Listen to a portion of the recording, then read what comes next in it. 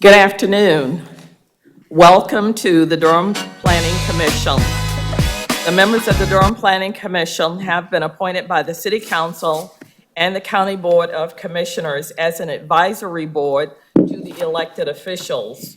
You should know that the elected officials have the final say on any issue before us tonight. If you wish to speak on an agenda item tonight, please go to the table to my left and sign up to speak. For those of you who wish to speak, please state your name and your address clearly when you come to the podium. Please speak clearly and into the microphone. Each side, those speaking in favor of an item and those speaking in opposition to an item, will have 10 minutes to present for each side. The time will be divided among all persons wishing to speak. Finally, all motions are stated in the affirmative, so if a motion fails or ties, the recommendation is for denial. Thank you. May I have the roll call, please? Commissioner Williams? Here. Commissioner Morgan? Here. Commissioner Johnson? Present. Commissioner Brine? Present. Commissioner Durkin? Here. Commissioner Al-Turk? Here. Vice Chair Busby? Here. Chair Hyman? Present. Commissioner Miller? Here. Commissioner Ketchen is absent and excused. He Commissioner requested an excuse. requested excuse. Commissioner Santiago? Here. Commissioner Baker? Here. Commissioner Lowe? Present. And Commissioner McIver? Here. Thank you. Are there any adjustments to the agenda?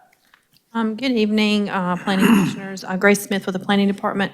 Staff is not aware of any adjustments that need to be made tonight, and we would like to state for the record that all notice and publishment requirements have been met in accordance with state and local law, and those affidavits are on file in the Planning Department. Thank you. May I have a motion to approve the agenda as presented? Well, question. Commissioner Brine? Under new business, I would like to add one new item, and that is a quick question to staff on EHC.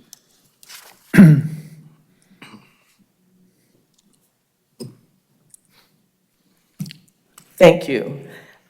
Motion to approve the agenda with adjustments. So moved. Seconded.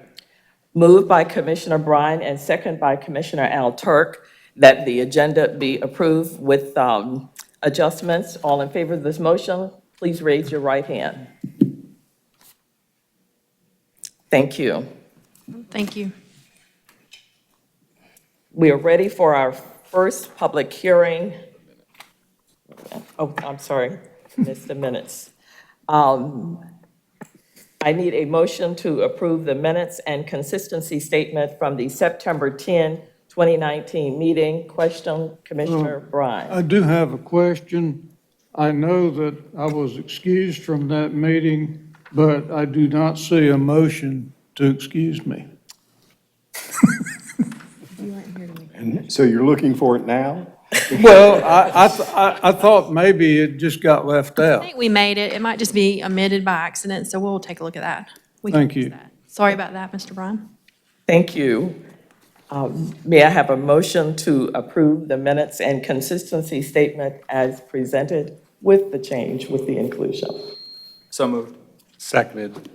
Moved by Commissioner Al-Turk, second by Commissioner Morgan, that we approve the minutes as, and consistency statement from September 10. All in favor of this motion, please raise your right hand. Thank you. Now we're ready for the first public hearing. Okay, let her get there.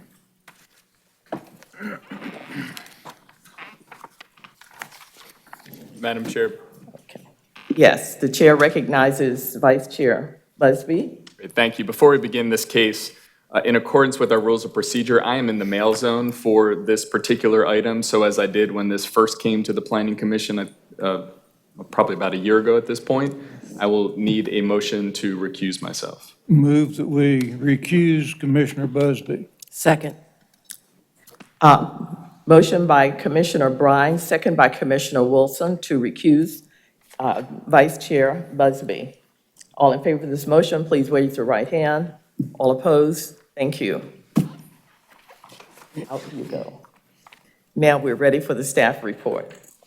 All right, good evening. I'm Carla Rosenberg with the Planning Department, and I'm here to present Plan Amendment Case A18-00004, Forest Hills. As you may recall, this proposal, which seeks to reduce the density of future development in the area, was initially brought before you in August of last year, and it was subsequently placed on an administrative hold. It has been revised since that date so that it no longer includes the 20 parcels pertaining to the Pinecrest development. And in addition, the applicant is requesting slightly more density for certain parcels than previously proposed. Staff did not find these revisions to affect staff's evaluation of the proposal, and so tonight's presentation is similar to what you heard last year. You also have a more thorough summary of staff's position in your staff report. So for this request, the applicant, Mr. Timothy Profeta, is proposing to amend approximately 200 acres of the future land use map from medium-density residential to various less intensive residential uses based on current zoning designations. In addition, he's proposing to move approximately 300 acres of land from the urban tier into the suburban tier. These changes are intended to preserve past development patterns and existing neighborhood character. So this is an aerial map that shows the position of the subject area with respect to current and future transportation corridors. You see the Durham Freeway is outlined in yellow. It's located about 1/2 mile to the northeast, and the proposed Dillard Street stop of a future transit system, outlined in green, is at 0.8 miles distance. So the current future land use map shows that the downtown development tier, shown in white, is located 1/4 mile away. The subject area, shown with red and white hashes, measures approximately 1 mile from north to south and over 1/2 mile from east to west. The area is bisected by the Forest Hills Park, designated as recreation and open space, the second largest municipal park in the county.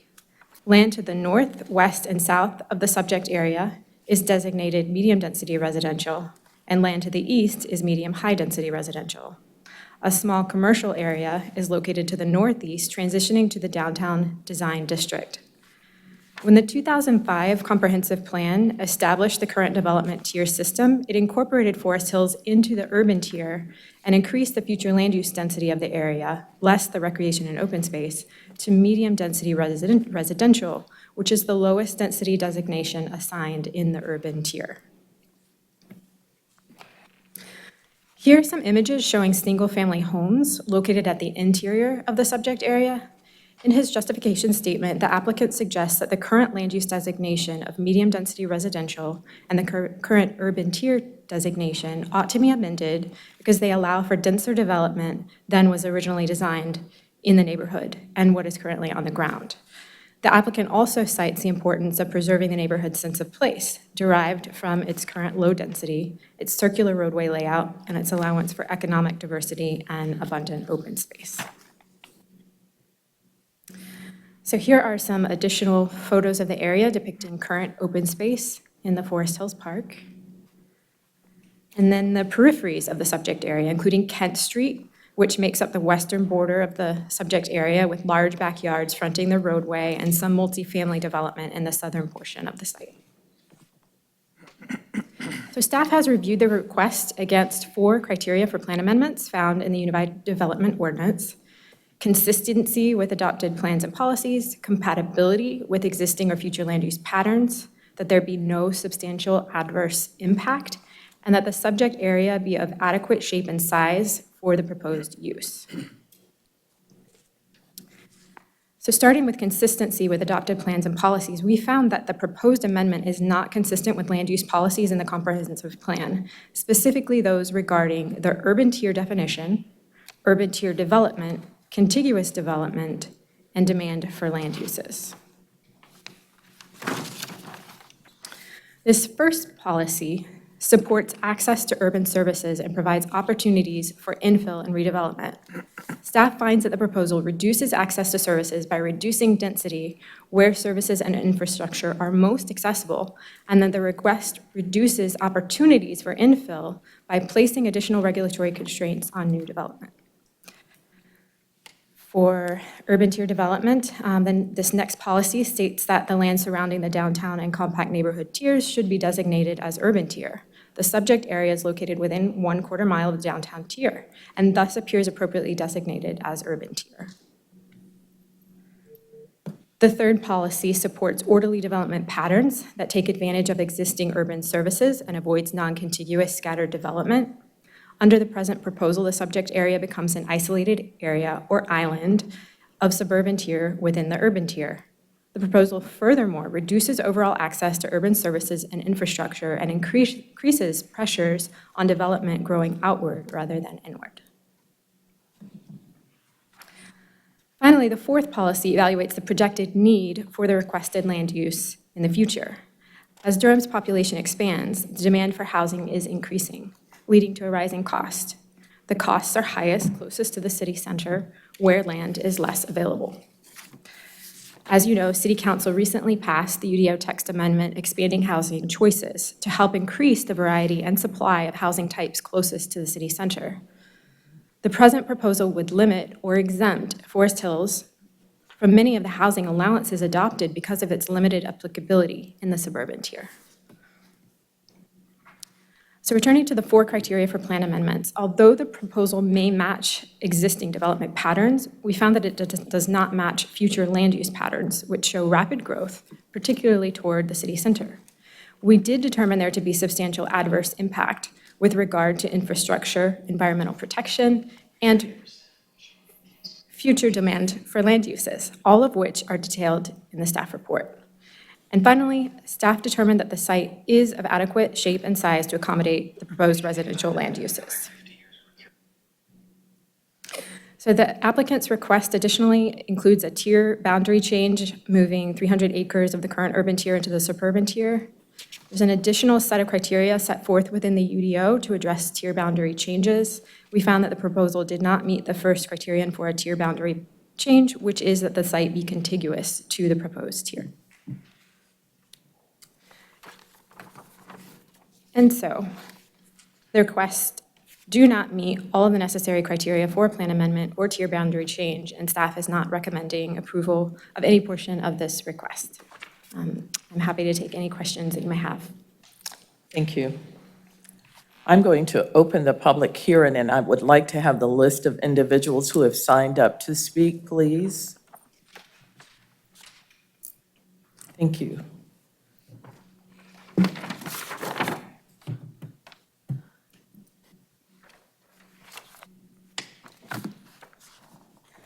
I'm going to call the first 3 individuals who have signed up, Neil Ghosh, George Vaughn, and Christy Ferguson.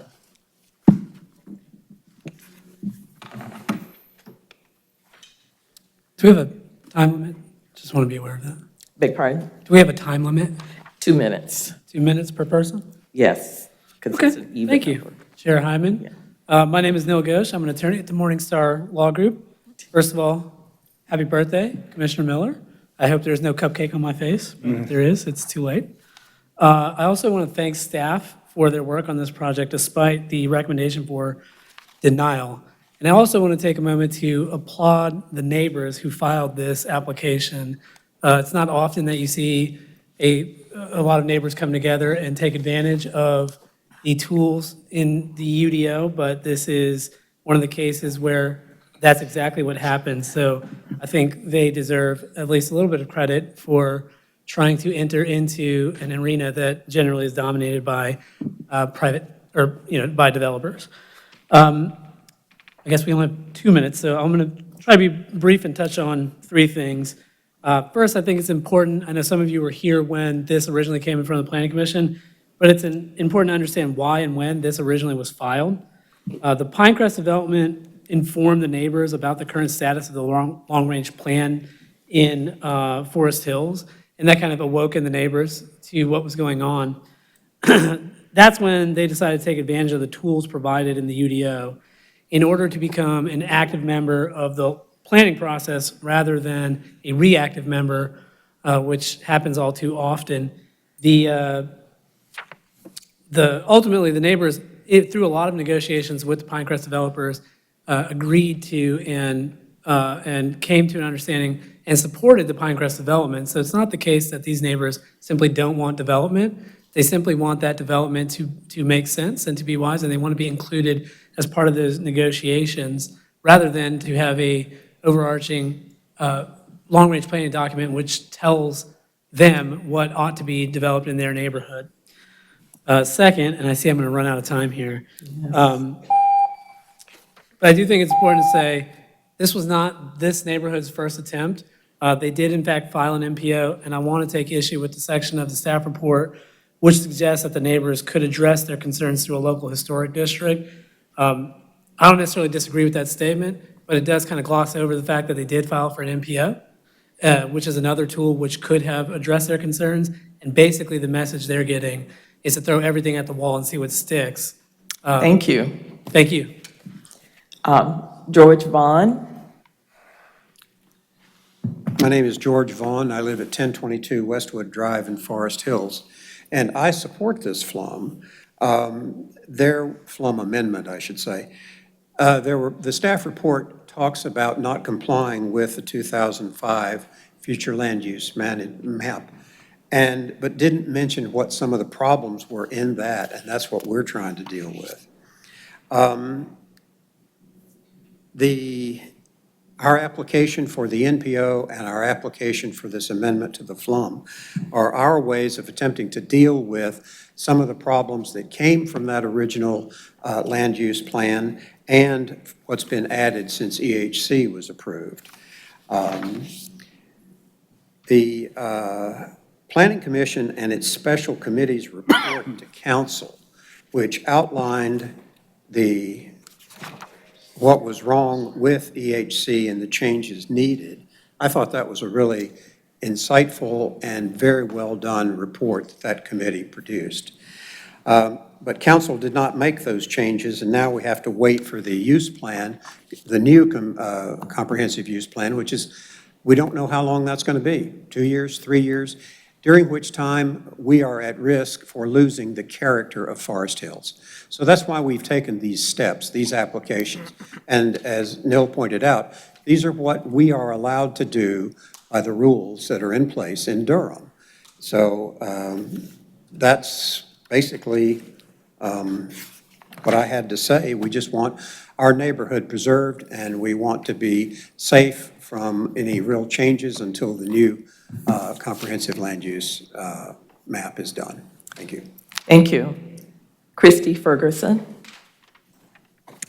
Hi, I'm Christy Ferguson. I live at 1011 Homer Street, and I am here to ask you to vote in favor of the future land use map amendment.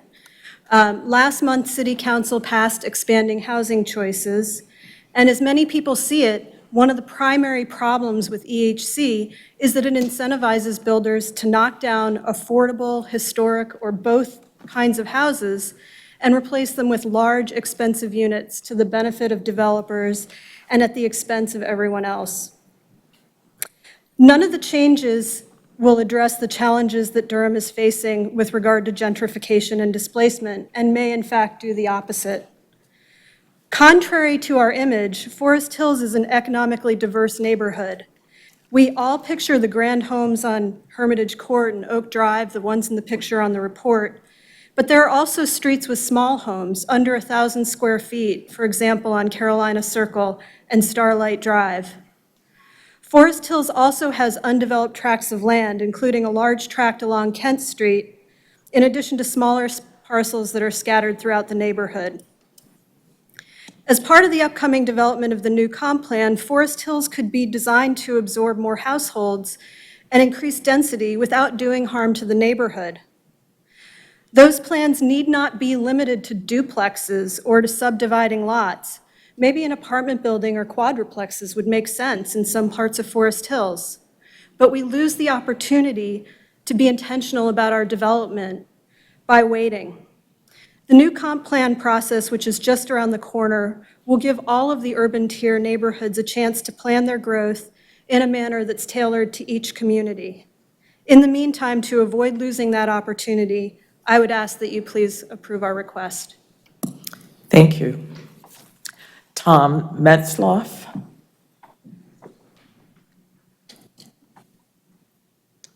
Thank you very much. I'm Tom Metzloff. I live at 1026 Westwood Drive. I think all of you, at least most of you, were on the Planning Commission back August a year ago when we had our first hearing about this situation. And I think what we've heard then is very much true now. The flum was something we didn't know about. And when this Pinecrest development came in, originally with 72 or 80 houses on a 12-acre site, and I live on the same block as that, it was a surprise to us to learn how this was planned. And at the suggestion of, I think having learned that, we came back to think about the Flum Amendment. Why can't we change that? We really aren't the urban tier. Some of you called us an island. I don't know if we all like that term or not, but we think of ourselves as very much part of Durham and connected. But we are actually a lot longer away from downtown than 0.5 miles. I don't know anybody who can walk, maybe from the one edge, but from the middle of Forest Hills, it's not an easy walk through and over the Durham Freeway. What we proposed in our Flum agreement was to basically keep the zoning that we had, what was before that. And it is consistent with the way this neighborhood was developed. We are a neighborhood that is mostly developed, 90%, all single-family homes. And within the area of Pinecrest, the smallest lot is about 0.3 acres. The average lot is 0.75. What we heard from all of you, and we heard it very clearly, I'll never forget it, was maybe that some of that zoning is anachronistic, maybe that doesn't fit. We hear you that the Flum isn't right for Forest Hills, but what you have isn't right either. And what this amendment is, as I understand it, is more technical, is that we are taking that part of Forest Hills that was zoned for 2 houses per acre and doubling it to the consistent zoning that is in most of Forest Hills. So this is a very significant upzoning with this Flum amendment to what's there. It would permit the Pinecrest development that we ended up getting, and we could have avoided what was a very, very difficult fight. So thank you very much. I think we listened to you and we heard what you wanted us to do. And I think as a result, I certainly hope that you will support the Flum Amendment. Thank you. Rhonda Cohen and Tom Clayton.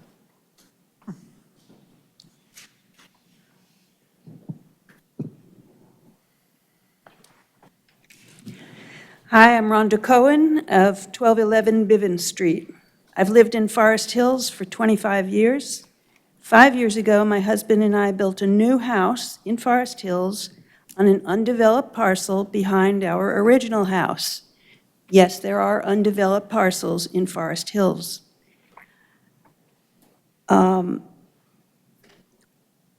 There's another undeveloped parcel next to our smaller house. Will that parcel be developed in a manner consistent with the neighborhood, or will expanding housing choices create the chaotic addition of multi-unit dwellings that our infrastructure cannot maintain? Please vote in favor of the Forest Hills Future Land Use Map Amendment. Thank you. And then Tom Clayton. Thank you.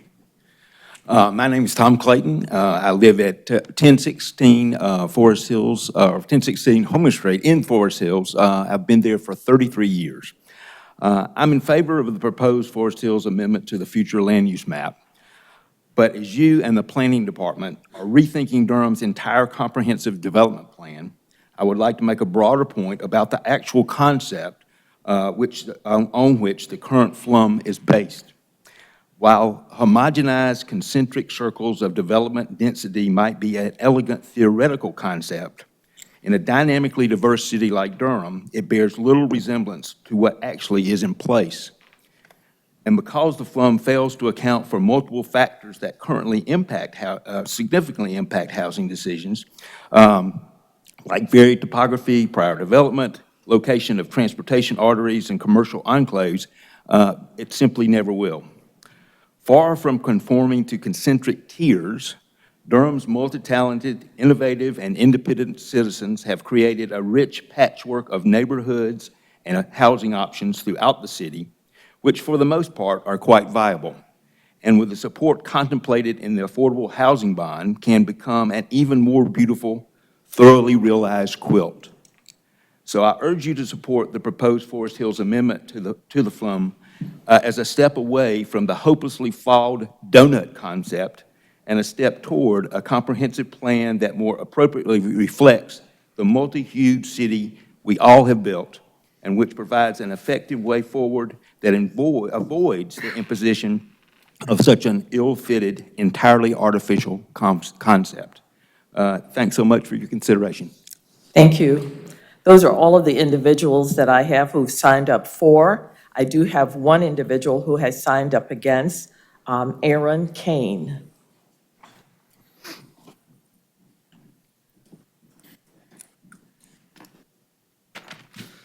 Good evening. My name is Aaron Kane. I live at 425 Carolina Circle, which is in Forest Hills. I've been there about 18 years now, and I just like to respectfully disagree with some of my neighbors who live on the other side of the neighborhood. And I realize and understand that they went through some things with the Pinecrest development, but my concern is that not all of Forest Hills is necessarily built to the larger lots that are on the west side of Forest Hills. Over where I live on Carolina Circle, we have a wide variety of housing types. We have large lots. We have small houses on small lots.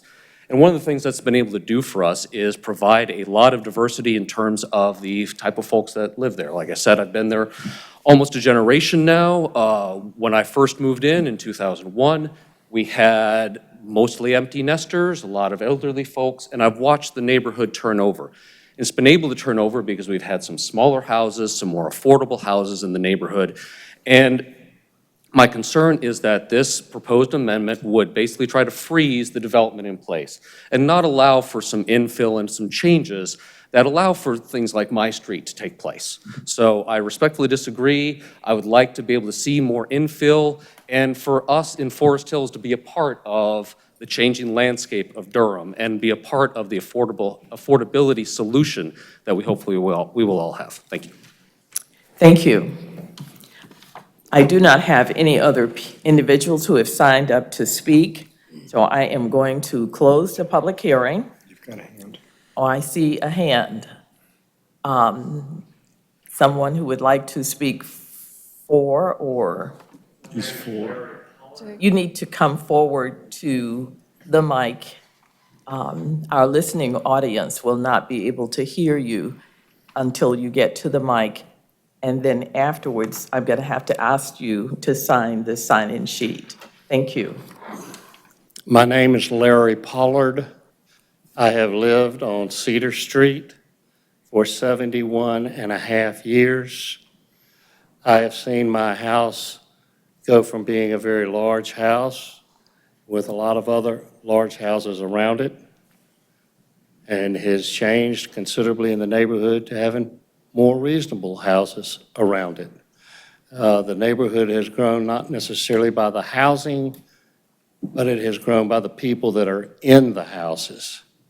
Now, one thing that I think that the board should consider is the age of the houses and the fact that trying to maintain a very large house that has considerable amount of age to it and needed repairs to it, needing to be done to it, that it's going to be unreasonable to think that we could sell one large house and get the value for it when you could have smaller houses on the density of the lot.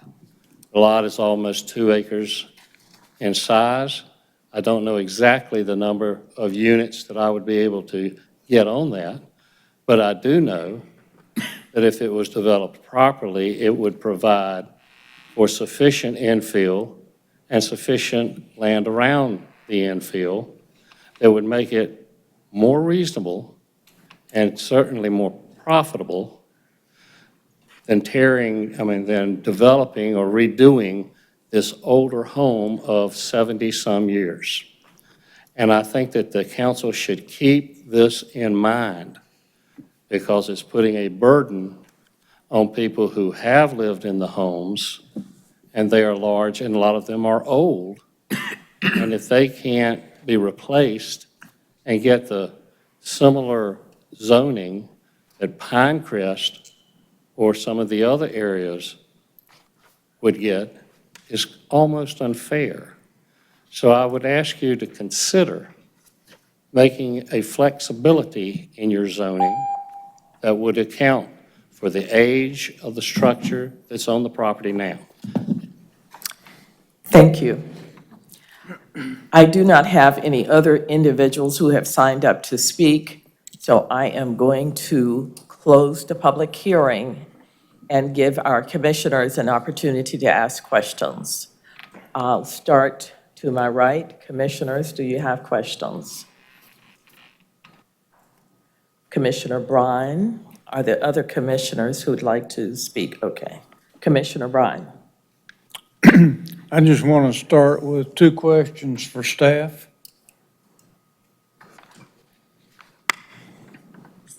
On page 2 of the staff report, the last sentence in section B states the planning department recently received a separate rezoning request from an applicant, et cetera, et cetera. That was true when this first came before us, but I don't think it's true anymore. That's correct. That was, that should have been eliminated from this revised version. And also in the staff report that was before us once before, among other options that were mentioned was MPOs, neighborhood protection overlays. That's not mentioned in this staff report, and I was curious as to why.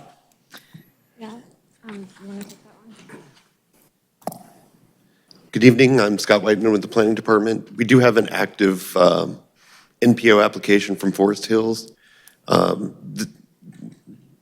We informed the neighborhood and the JCCPC that with all our staff deployed on the comprehensive plan, we wouldn't have enough internal capacity to do that, and we did submit a budget request to hire a consultant to do that, but that was not included in the adopted city budget. Well, that's fine. I'm just, MPO is an option, but you didn't mention it in the report. There is an active application. Okay. Which I think should really be high priority, in my humble opinion. If you prove something that neighbors have submitted, I think JCCPC needs to give it high priority. That's all I have for the moment, Madam Chair. Thank you. Commissioner Santiago. So I have a few comments, but first of all, I would like to ask a clarifying question.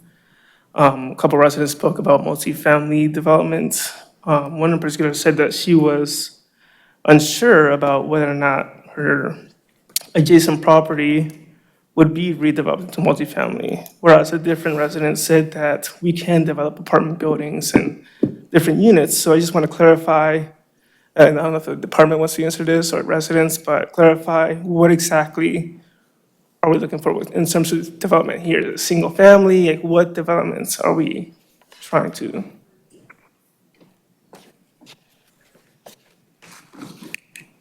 So, I don't know if I can go back on the slides, but the area covered by this application is quite large, as you can see here. So there are several different zoning districts within this area.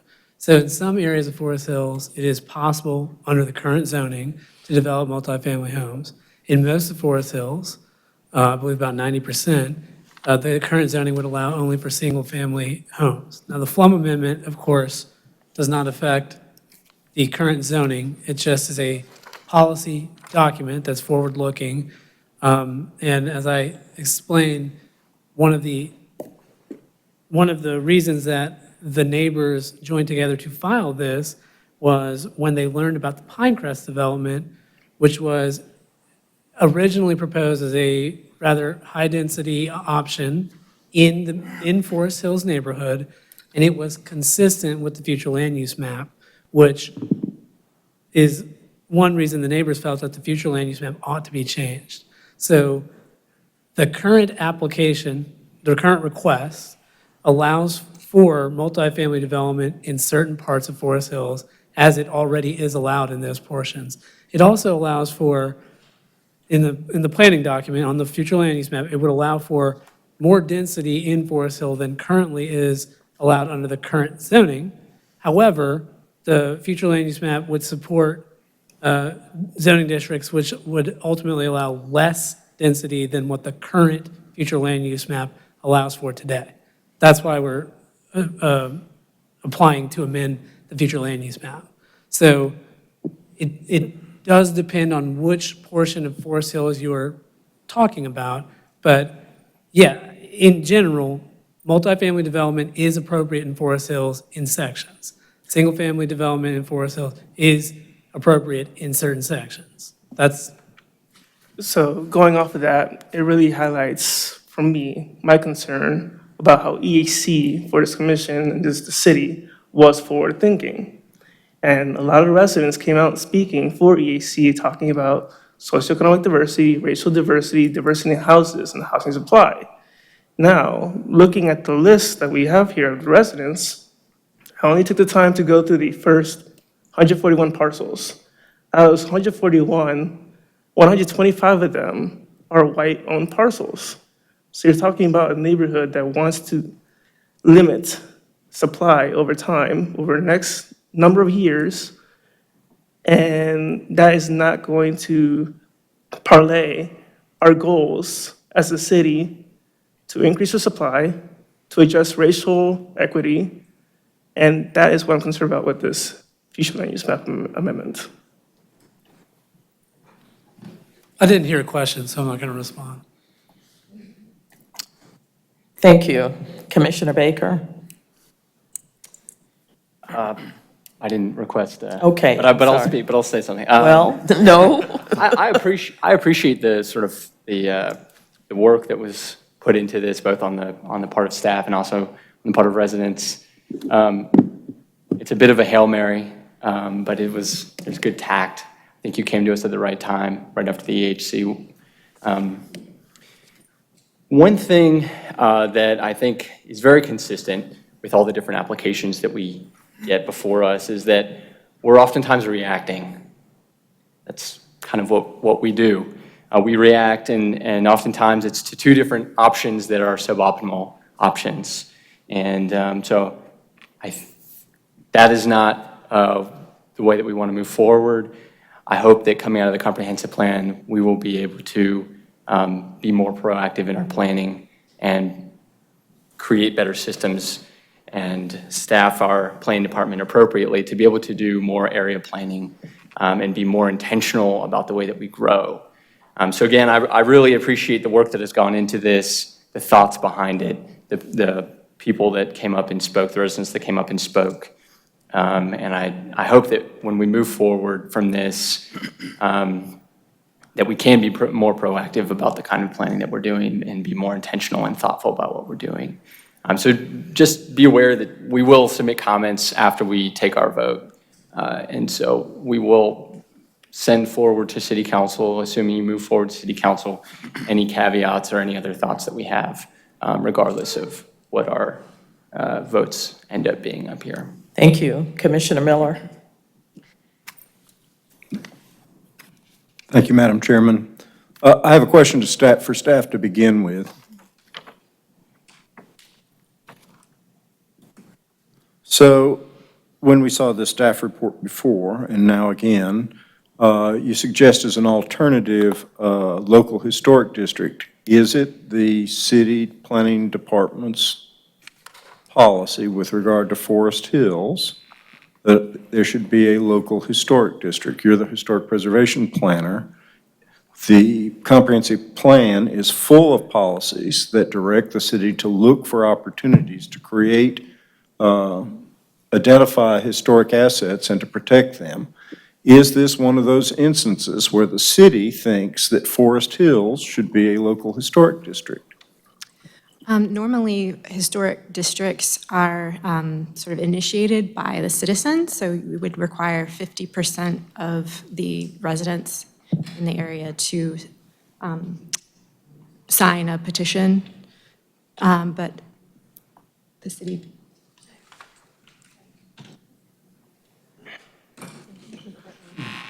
So I've got Mr. Whiteman here, because actually, any applications to create a new district would go through the policy group versus the land use group, so he can correct me if I'm My wrong. question isn't about Right. procedure. I What is the understand. staff's position about whether or not Forest Hill should be a local historic Go district? ahead. Yeah. Yeah, the staff does not have a position on whether any neighborhood should or should not be historic district. So what does the comprehensive plan mean when it directs our planning apparatus to identify historic assets and seek to protect them with the local historic district application? I mean, it seems to me that we are picking and choosing under our current comprehensive plan the policies we like and the ones we don't like. And I just want to know, in this case, which ones are we choosing and which ones are we choosing to not follow? Certainly, if it was a city or county priority to proactively establish local historic districts, we could do that, but it's just, there's conflicting priorities and limited resources. Thank you. So the real issue here, to me, is what is the city's policy with regard to Forest Hills? And I said this before, and I'll say it again. And the problem here is a major policy dissonance. We created this comprehensive plan in 2006. We created the UDO in 2006, and we applied them to the ground and into maps. And what we did in Forest Hills, though, is we put it in the urban tier, but we applied suburban zoning. And so the urban tier has one set of policies that follow it, but the suburban zoning, the RS10 and the RS20 that cover most of Forest Hills, have a whole different policy statement that go with them. And as a matter of fact, we're not supposed to have suburban zoning in the urban tier, and we're not supposed to have urban zoning in the urban tier, but we did it. And when we did it, we didn't explain why. Now, here and there, despite what the staff says, we were actually applying zoning based upon what was on the ground. And I get that, because what's on the ground matters. It's part of our built and urban environment, and there are people who own those properties and seek the stability and the reassurance that zoning provides them. Zoning is the police power of the state of North Carolina being applied to the ground for people in order to protect them. If it doesn't do that, then it's not constitutional. And so the people of Forest Hills are coming here and asking us to address this significant policy dissonance. Forest Hills was created in the 1920s. Through the 1940s as a suburban neighborhood, as our first planned automobile subdivision. And I know those are all bad words, but it's the first one, and it's closer than the others that we created later and that we're creating even, we're being asked to create one even tonight. And so I am moved very much by what Mr. Clayton says is concentric circles or a quilt. And to me, the quilt makes sense when we're looking at what's built on the ground. And we have to decide, is what's there something that is, as a part of the built environment, an asset to the community that we want to keep and protect? Or is it something that needs to be changed? So we go back to the big policy question is what does Durham want out of Forest Hills? Should Forest Hills, as it exists today, go away? Or is it an asset that we want to keep? Now, the city staff report says, oh, proximity to downtown. Well, at no point is the area in Forest Hills that's the subject of this change actually contiguous to the downtown tier. If we made this change, the urban tier would still intervene. It would be a big distance. But when I read the definitions of the various tiers, none of them are actually measured against proximity to downtown. The tiers can be anywhere. And we have made some tier decisions. And I realize the hardest thing for me in this application is that under the tier scheme in our comprehensive plan, which is our current policy, we don't have breakaway sections of tiers very often, but we do have them, especially in our compact neighborhood tiers. There's over near me, we have a compact neighborhood tier that is centered at LaSalle Street, but a big hunk of it is clear on the other side of the freeway to the north with no connection at all. Even if you took the freeway out, the two pieces wouldn't be contiguous because we took out a hunk in the middle. So to me, we have to make a decision, and I suppose as Planning Commission members, each of us has to make a decision. To me, I am persuaded by these neighbors. I believe Forest Hills is an asset to the city as it exists, and that the dissonance between the zoning and the future land use map ought to be resolved in favor of the zoning. If we wanted to add language to the comprehensive plan as it related to this kind of situation, I'd be interested in that, a text approach rather than a map approach. But right now we're confronted with a map approach. And one of the things, quite frankly, and you've heard me say this over and over again, that persuades me is increasingly over the years that I have been involved in land use planning, either professionally or as a member of this commission or a member of this community, I have watched the ability of ordinary people whose interest in planning is just their homes get pushed further and further away from the process. And this is one of those rare instances where a community has stood up, looked at the code, said, this is our right, and has come to us. I don't follow every community over a cliff, but what's being asked of us today is not unreasonable. I listened to Mr. Kane, my friend, say it was no, excuse me, I listened to Nate say it was a bit of a Hail Mary. Maybe it is. Maybe it is, but I think that this is a place where we can demonstrate our willingness to get away from the tier system, which isn't working very well, and we are asked to change from time to time.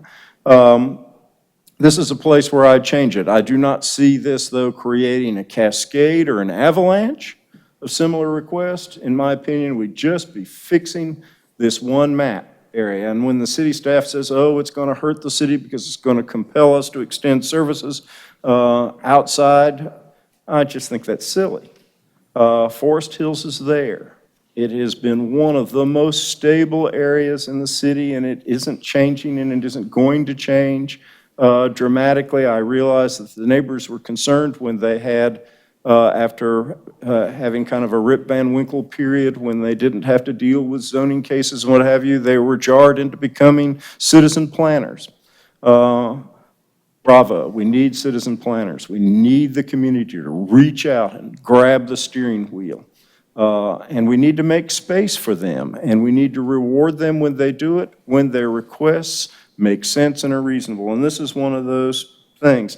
I noticed that in the staff report, we talk about how that Forest Hills currently isn't consistent with urban tier. The urban tier is supposed to be small lots on a grid pattern. Forest Hills ain't that. That's an argument for this tier change. That's an argument for this tier change. We don't talk about how the applicant's request is consistent with the definition of the suburban tier. As a matter of fact, we don't talk about the suburban tier at all in the staff report. But it is consistent with what our vision is of the suburban tier. So I think that there is room in our larger scheme to look at what's on the ground and decide reasonably, thoughtfully, for the benefit and the welfare of the people of the community who just want a stable, steady, and reliable policy expression with regard to their homes and their neighborhoods to make this correction. Like I said, I do not see a lot of these coming. As a matter of fact, I don't think we'll see another one. And we certainly are not going to see one before we go to the table as a community and come up with an entirely new comprehensive plan, which I hope will not result in another major policy dissonance for this neighborhood or any other. And so for these reasons, because the community has asked for it, and because it is their community, and they're the real people of Durham, not some abstraction, and because what they've asked for is reasonable and corrects a problem that has stood since 2006, I'm going to vote for this, and I urge my colleagues on the Planning Commission to vote for this so that we can send a signal that ordinary people still have a role in what we do and say when we do planning and zoning in Durham, North Carolina. Thank you very much. Thank you. Are there any additional? Okay, I do have Commissioner Williams, and we'll go in that order. Commissioner Williams, Commissioner Johnson, and Commissioner Durkin, and then Al Turk. And I think we'll end it there. Thank you, Chair Hyman. I want to echo the sentiments by Commissioner Miller in terms of Forest Hills. And you guys have been to the mat a lot with the changes that have come, and you guys have been quite versatile, but I definitely understand the need to want to say, okay, we want to protect our neighborhood as it is, its characteristics. I am no stranger to being from Durham, and I grew up riding through Forest Hills looking at Christmas lights. So I don't know how much that changes. I grew up riding down, University Drive and looking at the house that has a dollhouse that's just like it in the front yard in complete awe. And I do think that some characteristics that are Durham need to remain Durham. And being a lifer, there's been a lot of change. And Durham is growing by leaps and bounds, but what happens when that growth stops? What happens when, the downturn or whatever that is comes about and these characteristics are forever changed because of right now what the demand is? So I think that we need to preserve the neighborhoods that want to be preserved by the people that are in their neighborhood. And just because we have the opportunity to do something doesn't necessarily mean that we should, because we're trying to accommodate other people, because there's other ways to do that. We can put our heads together and we can figure it out. But uprooting a neighborhood that has been long-standing, that obviously does not want to be uprooted just because there's land available, doesn't necessarily make sense to me. So I am inclined to agree with Commissioner Miller, and I'm going to vote for this. Thank you. Commissioner Johnson. Thank you, Chairwoman Hyman. So let me start by thanking everyone for coming out yet again to speak in support or in opposition to this particular case. What I want to echo in just regards to participation is when we talk about where we want to see Durham going, what should Durham look like, the activity and the energy by this community is exactly what I would want to see from any community that has an issue regarding their community and their neighborhood. So whether I agree with the position for or against, I think that the fact that you are proactively participating in the civic engagement component of how do you make your community the way that you feel is ideal for you is exactly what I would want to see Durham, like a definition of like what Durham is. And so thank you all again for coming out.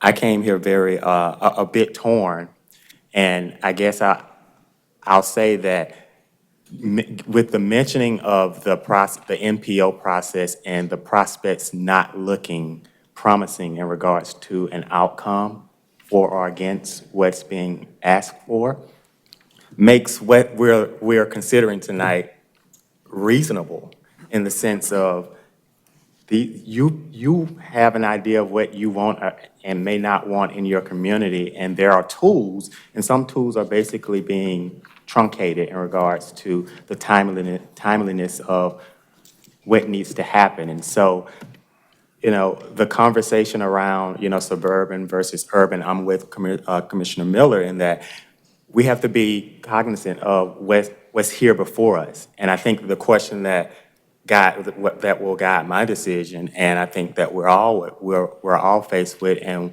ultimately will be one of the questions I think that city leadership will have to answer, is the question that you asked. It's like, do we see Forest Hill as something unique and worthy of preserving and protecting, or is it something that we're okay with seeing changing and we're okay with positioning it to change?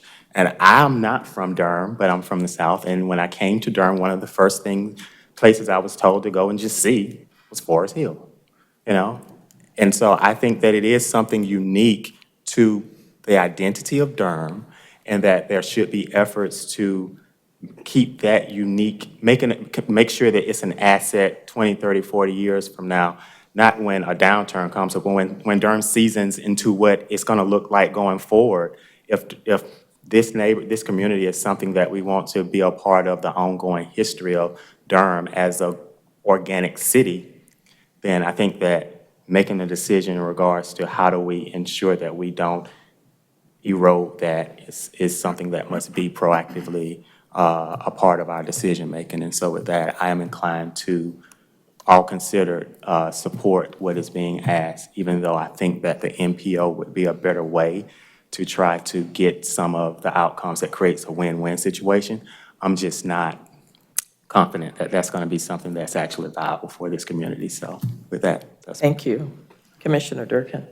I'll just be brief, because if you vote no without saying anything, I don't think that is quite fair. But I will be voting against this, and I will not be voting to downzone or reduce the density of a neighborhood so close to downtown. I wish that the Pinecrest development hadn't been reduced by such an extreme measure, because it lost any ability to have a mix of income in it, even if none of it was going to be affordable. There's no range. It's all very unaffordable. So I'm voting in favor of density by voting against this. Thank you. Thank you. Commissioner Alturk. Thank you, Chair.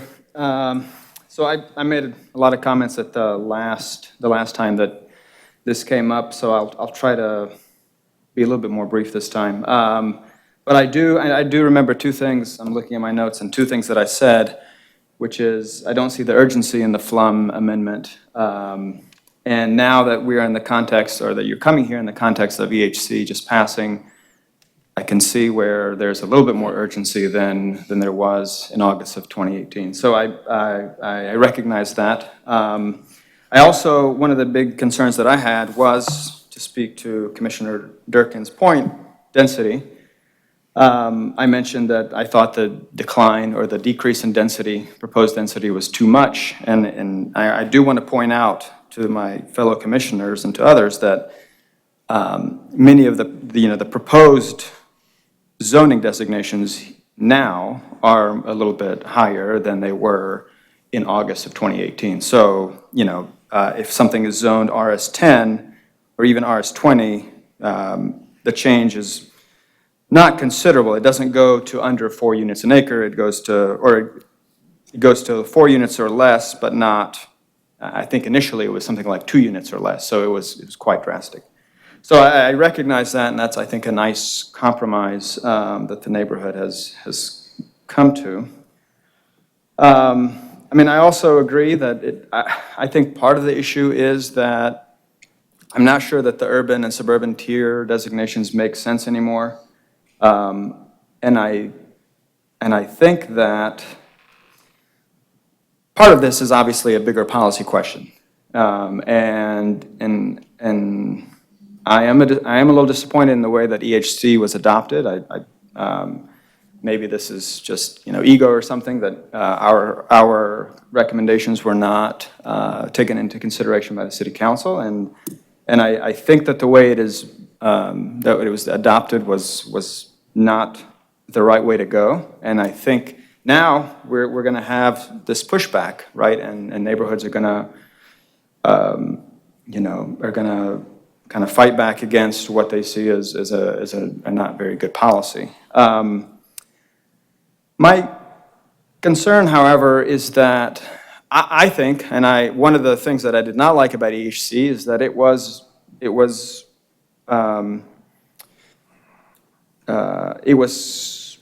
concentrated, or it was focused on the urban tier, and it said nothing about the suburban tier.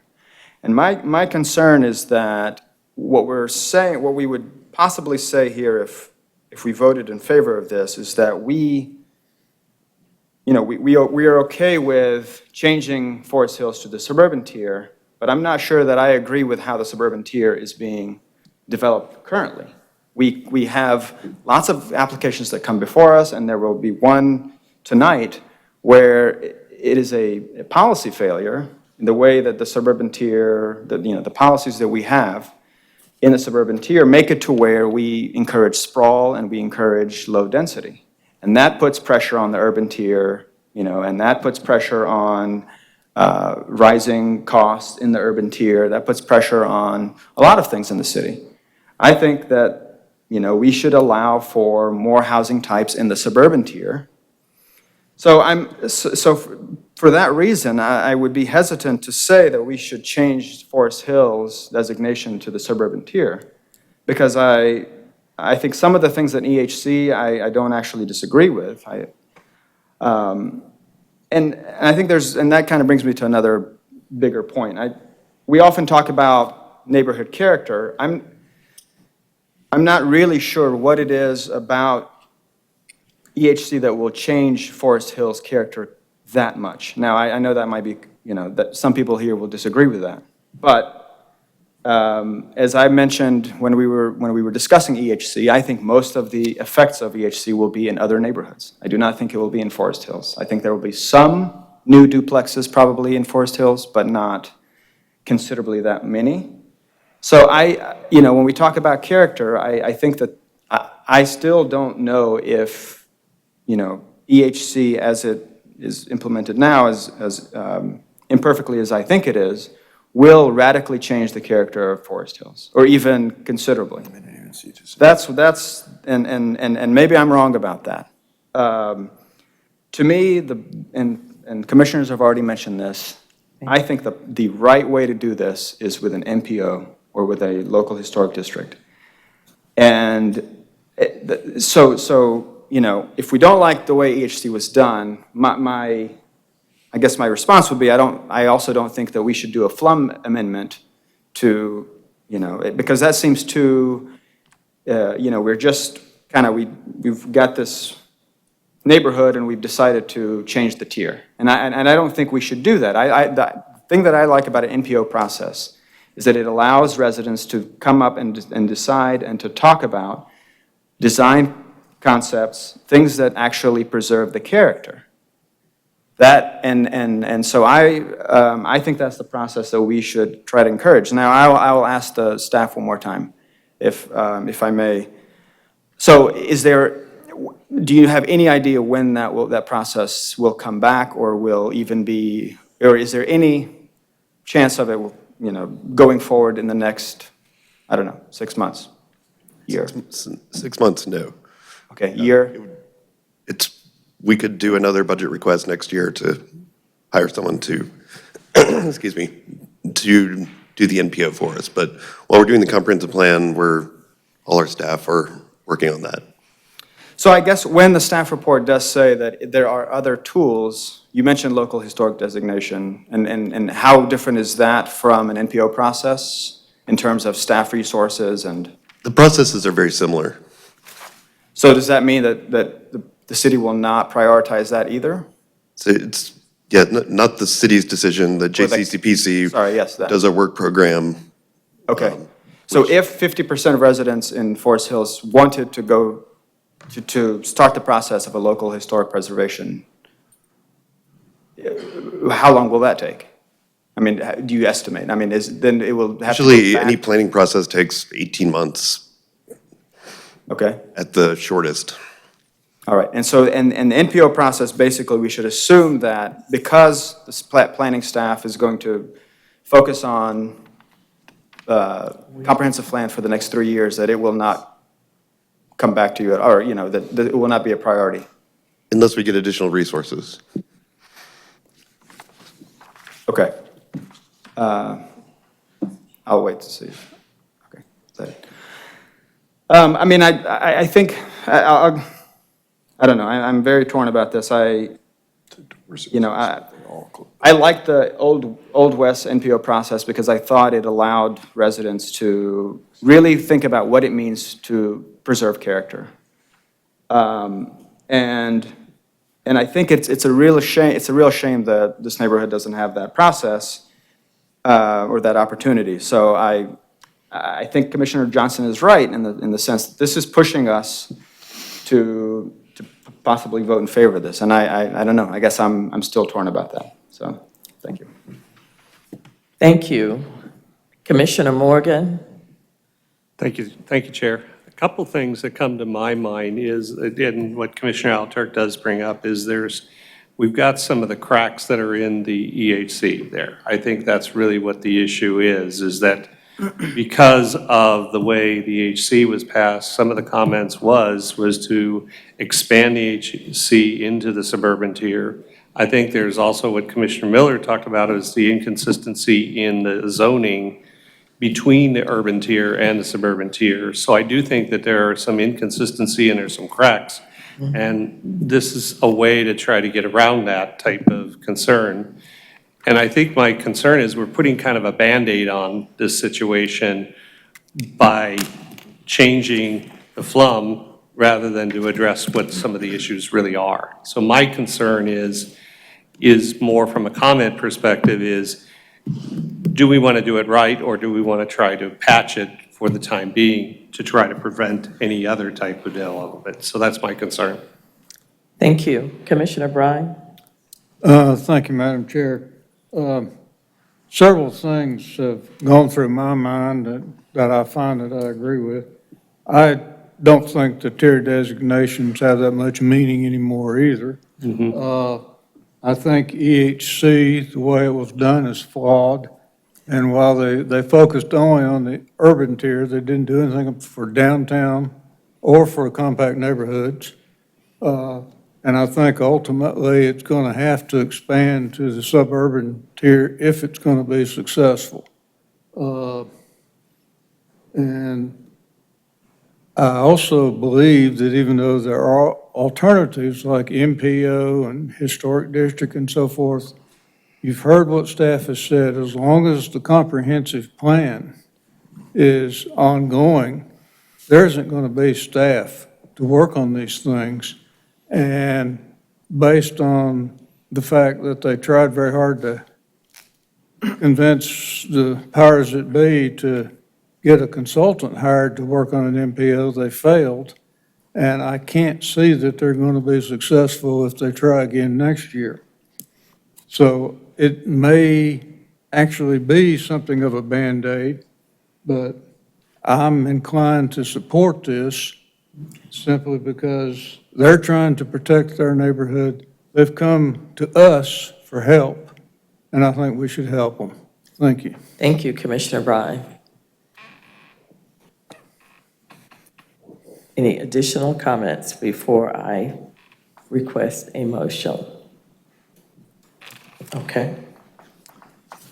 Madam Chairman, I move that in case A18/04, the Forest Hills comprehensive plan change, that the Planning Commission send this forward to the City Council with a favorable report.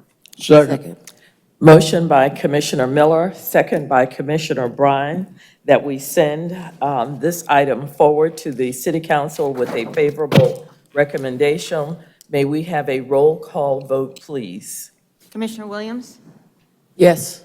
Commissioner Morgan? No. Commissioner Johnson? Yes. Commissioner Bryan? Yes. Commissioner Durkin? No. Commissioner Alturk? Yes. Chair Hyman? Yes. Commissioner Miller? Yes. Commissioner Santiago? No. Commissioner Baker? No. Commissioner Lowe? No. And Commissioner MacGyver? No. Motion fails 6-6. Pardon me? What did she say? I'm sorry. What was the vote again? 6-6. Thank you.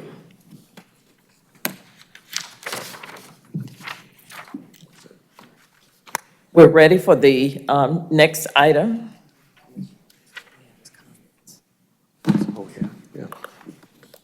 Staff report for Olive Branch Road. What happens? Okay. Yeah.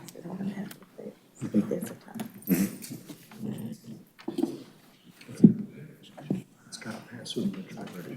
66 a majority. Right.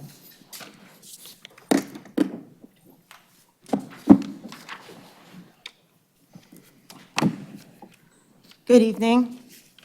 I'm Jamie Sunyak with the Planning Department. I will be presenting case number Z18000015. 100 Olive Branch Road. The applicant is Arnaldo Escavera from Rivers Ravenel. The location is at 1001 Olive Branch Road. The property is currently located within the county. It's pending annexation. The site is approximately 216 acres. It's currently in the low-density residential future land use designation. The request is to change the zoning from rural residential to planned development residential with a density of 2.944. The proposal is up to 616 single-family attached and detached residential units with an associated annexation case. Just as a background for those who were not part of the previous application or who were on the Planning Commission or in the audience, on March 12, 2019, the Planning Commission made a recommendation to approve a rezoning case with the same number. That application included a total of 562 units. It was recommended by a vote of 9-2. The case also involved an annexation petition, which the City Council denied by a vote of 4-5 on June 3, 2019. Without the annexation approved, the City Council did not have the jurisdiction to act on the zoning case. The applicant amended the development plan, increased the number of units by 54, along with some additional proffers, which I'll talk about later, from the previous request. The planning director reviewed the amended application and determined that the increase in density is a significant modification which would require an additional public hearing before the Planning Commission, and that's the application that's in front of you now. This is the aerial map that shows the property located in red. It is located within the suburban development tier, Neuse River Basin, and the Falls Jordan Watershed Protection Overlay District B. The site contains two properties. The northern property includes intermittent streams and wetlands and has been identified as a natural heritage inventory site, but no managed species were found on the property.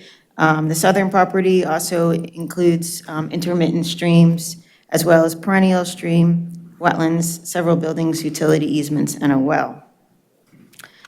This is the existing and proposed zoning map. On the left, the property is in yellow, which is rural residential, and the applicant proposes to change the density and the zoning to planned residential development 2.944, which is compatible to the PDR to the west, which was approved for 540 single-family homes. Phase 1 is under construction currently. Phase 2 and 3 have been approved but not yet built, and as shown on the development plan, there are 3 internal connections provided between the approved development to the west and this site. I just wanted to give you a context. This was not included in your staff report, a context of some of the surrounding development that has either in place or is under review or approved that you don't necessarily see because you don't see site plans and subdivision applications, but it kind of highlights the neighboring properties, some of which there are single-family subdivisions across Doc Nichols Road, 62 single-family site, 62 single-family residential developments. Site plan is under review, 108 additional single-family. That's on the northwest side. In addition, as you travel down Olive Branch Road, there's another rezoning case, which is currently under review, which you have not seen yet. That includes 448 units. There's additional minor subdivisions, recombination plats, as well as the properties that are currently underdeveloped and built, the Fendel Farms site, as well as a number of properties off of Leesville, NC 98, and the surrounding areas. So that gives you a general context, as well as Del Webb, Brightwood, and Brightleaf residential developments nearby. So in some cases, when you look at aerials and you don't see that context, it does look like the site would be disconnected. But if all of the contiguous development activity is approved and built, this would be in context with that. This is the future land use map. The area is designated as low-density residential, which is consistent with the residential request and the rezoning request. This is the development plan. The development plan provides site access points, proposed collector streets, project boundary buffers, riparian buffers, crossings, the 10-foot no-build, tree coverage areas, and impervious coverage. In terms of the development plan and the text commitments, the development is limited to single-family detached and townhouse units. There's a maximum of 90 units that would need to be constructed. A maximum of 90 units must be, is the max prior to a second point of access in the roadway network. Additional asphalt for bike lanes and dedicated improvements. There's a series of improvements that are shown on the cover sheet of the development plan that address the traffic and the TIA. The two additional text commitments that are new from the previous development plan include proffers relative to the public school system, as well as the affordable housing program. Those are included on the cover sheet. And in addition, the development plan has graphic commitments relative to, again, the access points, stream crossings, collector streets, tree coverage areas, the project boundary buffers, as well as design commitments to roof types, building materials, and architectural features. In terms of the comprehensive plan and its policies, it is not consistent with the current designation of the FLOM. I'm sorry, that is incorrect. There's a typo on this slide. It is consistent with the low-density residential designation on the future land use map, so that should not say industrial there. If approved, the application would allow for 616 single-family residential units, and as I mentioned before, this would support contiguous development. It's surrounded by the PDR at a similar density to the west, and the rural residential districts to the north and east. And I provided you with a slide in the aerial that shows the context of the surrounding development patterns that are going on right now. There is existing infrastructure such as roads, water, and sewer, sufficient to accommodate the potential impacts. With respect to policy 716A, the northern portion of the site and the east of Olive Branch Road is identified as a natural heritage site. However, no part falls within the wildlife habitat area or resource area, and no managed rare species were found on the site. The proposed development is consistent with policy 812H. While there will be an increase in traffic from the proposed zoning, the applicant has proffered text commitments relative to improving the traffic conditions in accordance with the TIA. The proposed development is consistent with 814D. The development plan commits to additional asphalt for future bike lanes, and there is sufficient capacity within the school system to accommodate the anticipated growth. So that is my presentation. I'll be happy to answer any questions that you have. Thank you so much. We will open the public hearing. May I please have the list of individuals who have signed up to speak? I'll get it. Well, she's right there.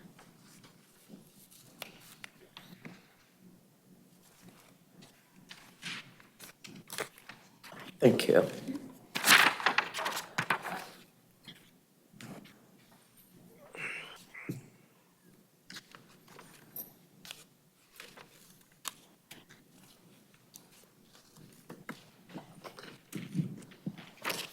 You may have to help me with the spelling of the last name. Let me start with Arnaldo. Okay, Arnaldo. Would you come forward and pronounce your last name? Madam Chair, with your permission, if we could reorder the speakers just a little bit. Okay, because he is the first that's listed. Yes, Madam Chair. Okay, you may.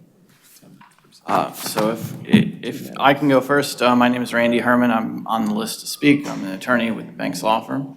First of all, based on the number of names that I have here, each individual will have 2 minutes. So I'm Thank you, Madam starting Chair. with, Randy Herman. okay, I do see you. Thank you. Thank you, Madam Chair, Commissioners. Again, Randy Herman from the Banks Law Firm. I'm the attorney representing the applicant on this case. The other individuals that are going to speak in favor, Chris Simmering from Mungo Homes, which is the developer. He's going to speak about the company and its history in the city of Durham, developing other neighborhoods. Arnaldo Echeverria from Withers Ravenel is the lead engineer. He's going to come and talk about some of the technical changes that we have made to the plan since it was before you in March. And also Brittany Chase, the traffic engineer from Exalt Engineering, is going to come before you and speak about the results of the TIA and some of the road improvements that are going to be made as a result of that. The only thing I wanted to add in addition to staff's presentation is just to give you a little sense of the feedback that we have received from City Council after we appeared before them the first time. As staff said, our annexation request was denied. We had meetings with all members of City Council to discuss what specifically they wanted to see out of the site. And the number one result we got was that they wanted to see additional density. So we went back, we added an additional mix of units, smaller units, and overall about 45 additional units on the site. A number of additional townhomes with the intent of enhancing the affordability of the homes and also allowing more units to be on the site. Because of some of the technical issues, which Arnaldo will speak to, we now have, we believe, the maximum number of units that could physically be located on this property due to stream buffers and topography and other physical challenges with the site. Thank you. Thank you. I'm Chris Simmering. Okay, Chris, all right. Hey, good evening. I'm Chris Simmering from Mungo Homes. Okay, now we'll start. Now start. All right, well, I'm Chris Simmering from Mungo Homes. And I came before you with this project before, and we were really happy with it. We thought it was a good project. And you guys voted for it, and we took it to City Council, and they made it, gave us some feedback, and it was all music to our ears. And we were really excited to be able to improve this project by really fine-tuning it to what is our best market, which is that first-time home buyer market. We've done really well with that here in Durham. We have several subdivisions that we do here, and plenty more that we're trying to plan.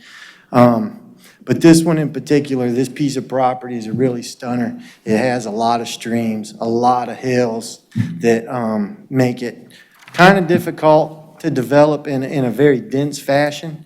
But we were able to realign some of our product mix. We lost a lot of the bigger lots that were there, added a new lower price point townhome that we aren't able to build in a lot of places because a lot of neighborhoods aren't looking for that, despite the fact that there's a large demand for it. So we're really excited to be able to offer that, especially in this proximity to Briar Creek, where there isn't anything like that.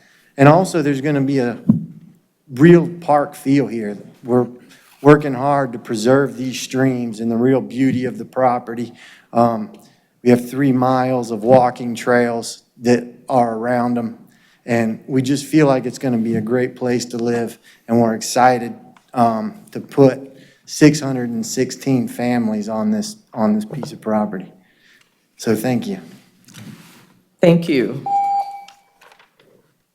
Brittany Chase, I have 2, Brittany Chase and Arnaldo. So Arnaldo, okay. Good evening. My name is Arnaldo Echevarria with Withers Ravenel and the engineer of record representing Mungo Homes on this case.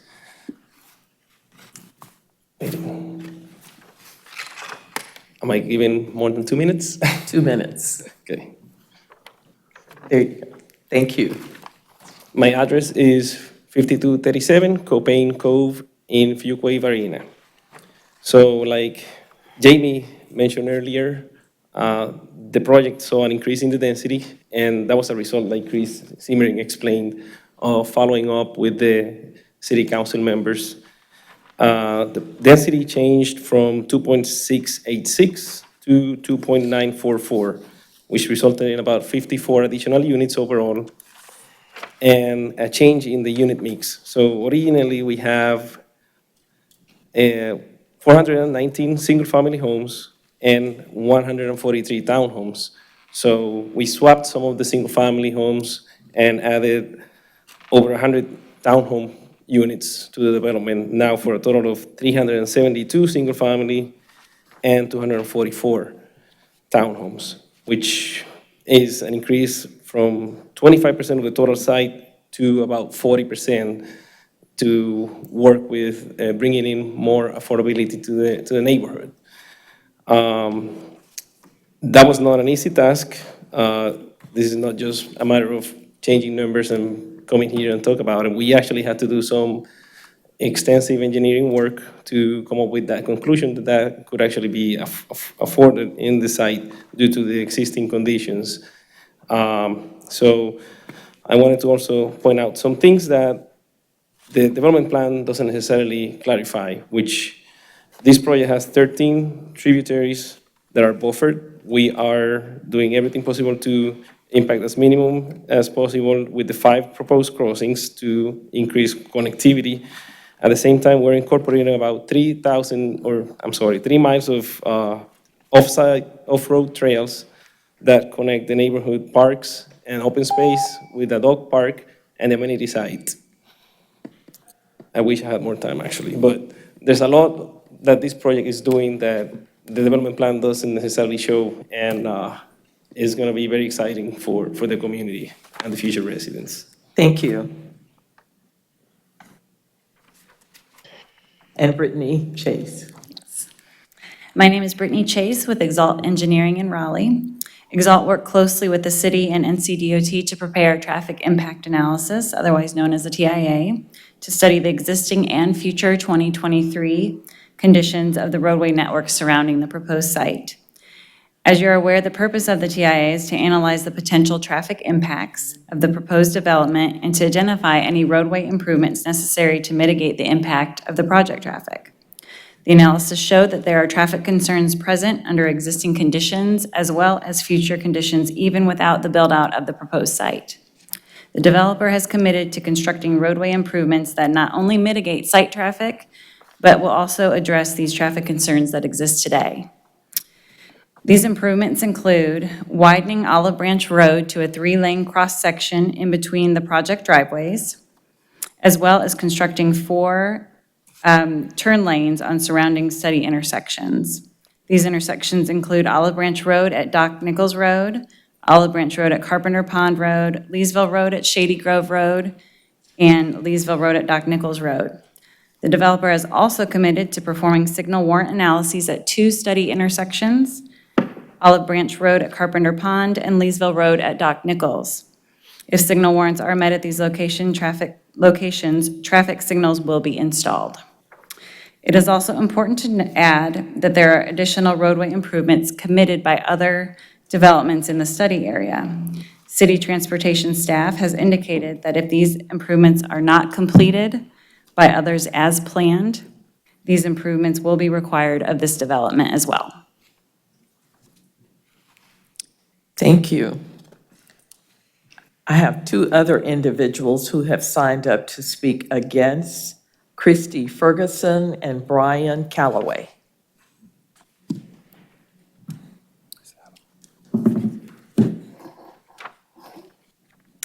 Hi, I'm Christy Ferguson, 1011 Homer Street, and I am requesting that you vote against this rezoning application. I am watching with mounting alarm as developers plan our city and our county. Here we are in the middle of a climate change crisis and population growth.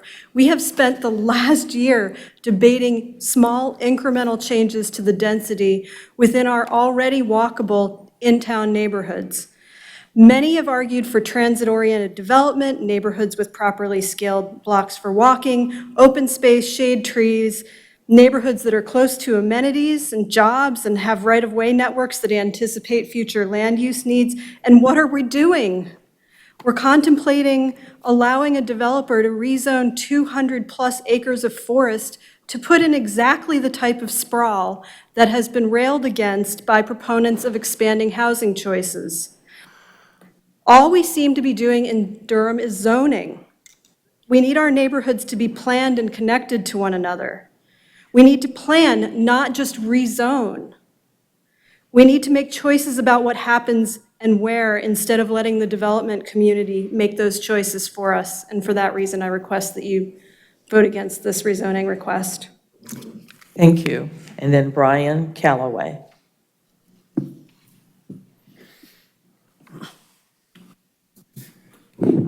I could actually begin with a point of order and ask a question about the time. Does the opposition have 10 minutes total? The opposition has 10 minutes total. Okay, I do not plan on using 8 minutes, but I would. It's okay, It'll keep going? Okay, Yes, thank you. Okay. please. Appreciate it, Commission. My name is Brian Calloway. I'm of 307 Gresham Avenue in Northgate Park. And I am asking that this evening you vote against this development. As has been stated, we're discussing 200 acres of really rural existence right now between here and Raleigh. And this, we've heard earlier, and staff has presented well, staff is just asked to negotiate or navigate the development process without including value judgments. We turn to you for those value judgments first and ultimately to the council. So this evening, I ask that you contribute the value judgments that this community has been discussing over the last many months, which is what we want the future of Durham to look like. We are gauging all of these points and kind of the development map around a 2005 comprehensive plan. We are on the cusp of having the opportunity to reevaluate and retool that comprehensive plan and pushing development of this scale this soon to this close to that process. I would ask that you would vote no simply for the fact of giving the community a chance to reevaluate how we prefer the periphery of our community to be changed and developed. Further, though, I believe it would be one of the most striking of hypocrisies to move forward with this as proposed. We've heard much about the interest in density, which I very much have an interest in density, especially in our urban core. We've heard much about an interest in the diversity of housing, which, again, this is a 100% single-family rezoning request. 100%, 616 single-family units. We've heard that, we want the city to address racial equity issues, and we've known and have stated, and our entire city council has derided single-family zoning as a racist instrument. And we are asking, we have developers from out of town asking us to rezone rural property into a single-family rezoning. I would ask that you stand in that way tonight. We've heard the mayor and many others discuss. I would even say since 2005, we've had a collective consciousness increase on the climate effects of our lifestyle, especially of our development patterns.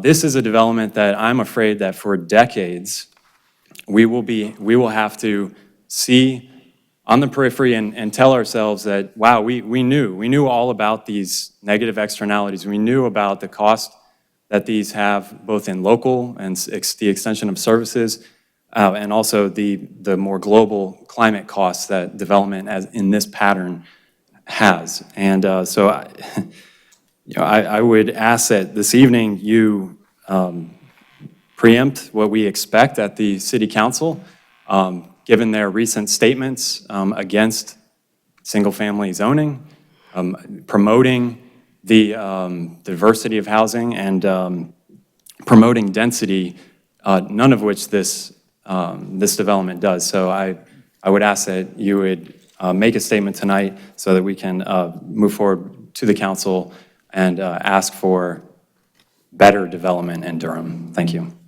Thank you. Before we close the public comment period, are there any other individuals who would like to speak? You need to come forward, and I will need you to state your name and address and then sign our sign-in sheet.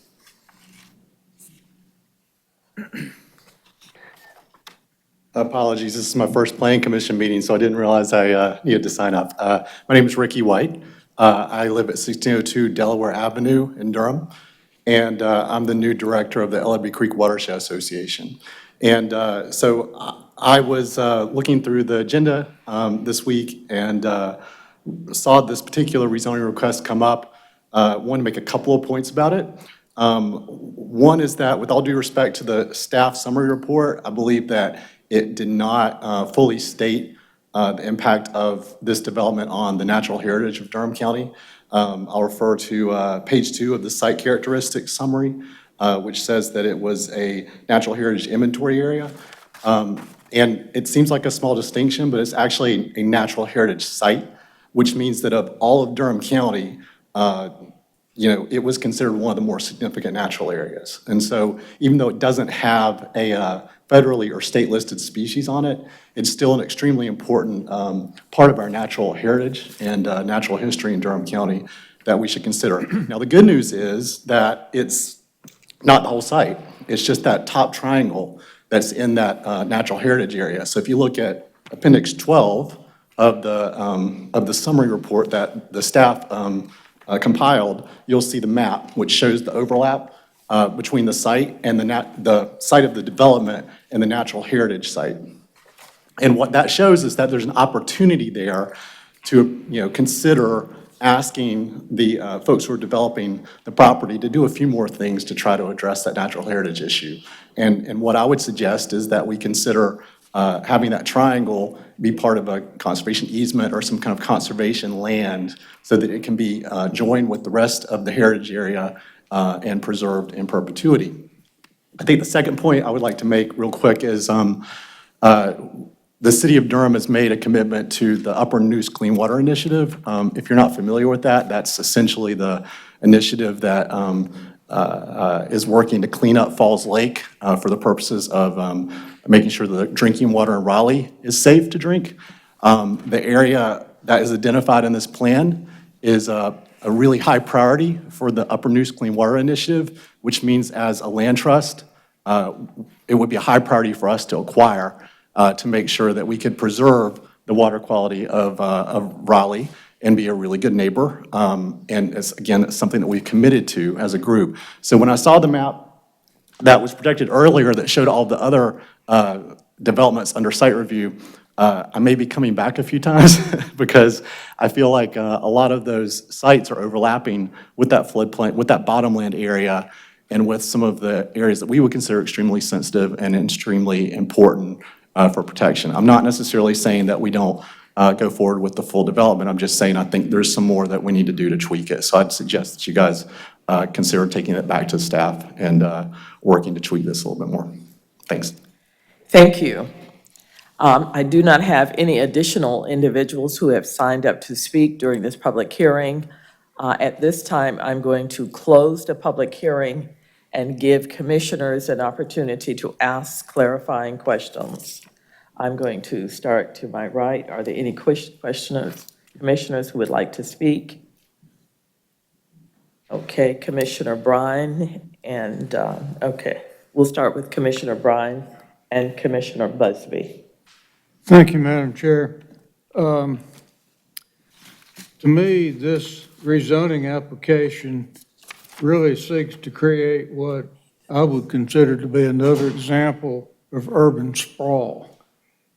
However, tonight I want to use the phrase scattered residential development well away from the city center. The reason I want to phrase it that way is because I found that planning staff's opinion on scattered development was interesting. Scattered development increases environmental impacts felt by everyone by increasing impervious surface area for roads and driveways and greenhouse gas emissions and pollutants from automobiles, deepening concerns about flooding, water quality, and air quality. In addition, it requires more public staff and vehicles to service, costing local governments and its taxpayers more money. If that sounds vaguely familiar, it was from the staff report for the preceding case. And I think much of that statement does apply to this particular application. For example, vehicular trips per day are increased by over 3,000. This area is heavily wooded, so I think loss of tree cover is another concern. Loss of tree cover is an air quality issue. Now, I have no desire to really put him on the spot, but when this was before us the first time in March, Commissioner Baker wrote a long comment about it in which he presented arguments as to why this particular application or the original application was not consistent with the comprehensive plan. And I went back and found what he wrote, reread it, and I agree with him. I don't think this is anywhere near consistent with our comprehensive plan. And the present application is really, to me, slightly worse than the first because the density is slightly higher. So all the problems like pollution from automobiles, loss of tree cover and stuff are all slightly higher. So I will not be supporting this application. Thank you. Thank you. Commissioner Busby. Thank you, Madam Chair. I just had a couple questions.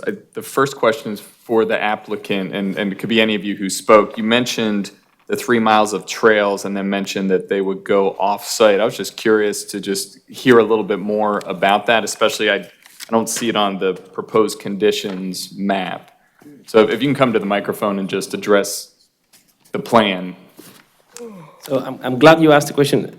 It was intended to say off-road profile trails. They're basically going to be located within the streams and connect the different pocket parks within the neighborhood and dog park and amenities throughout the site. And we are making a great effort to maintain the tree canopy. I wish we could present the illustrative plan of the development because it's very green. We increase the density while maintaining the same impervious that we had in the original plan, or actually maybe reducing it. We're increasing the open space, particularly on the northern section that was brought up before as a heritage site. We understand the conditions that we have a big wetland located on that site or section of the site as well. So like I said, we're making every effort possible to maintain the beautiful natural features that are located on the site. And in terms of the imperviousness, we are limited already by being in the watershed overlay to only 24% impervious through the entire site. And excuse me if it's on here, maybe I'm just getting older in this very small print, I'm missing it, but are those things in here on the proposed conditions map, the trails or the tree preserve areas? I see the buffer zones along the streams, but are those actually, I hear you saying they sound like committed elements. I don't see them on here as a committed element. Am I missing that?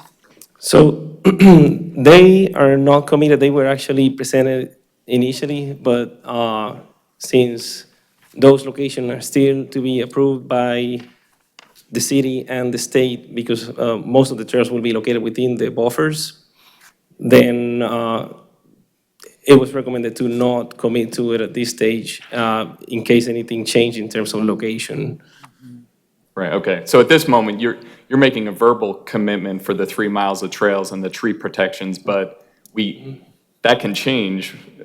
My voting on it tonight is predicated on what is on this map or what is a proffer. So at the moment, you're saying your advice from outside sources is to not make those type of proffers. That was the advice from staff during the review process, but we have time only to put together one site plan.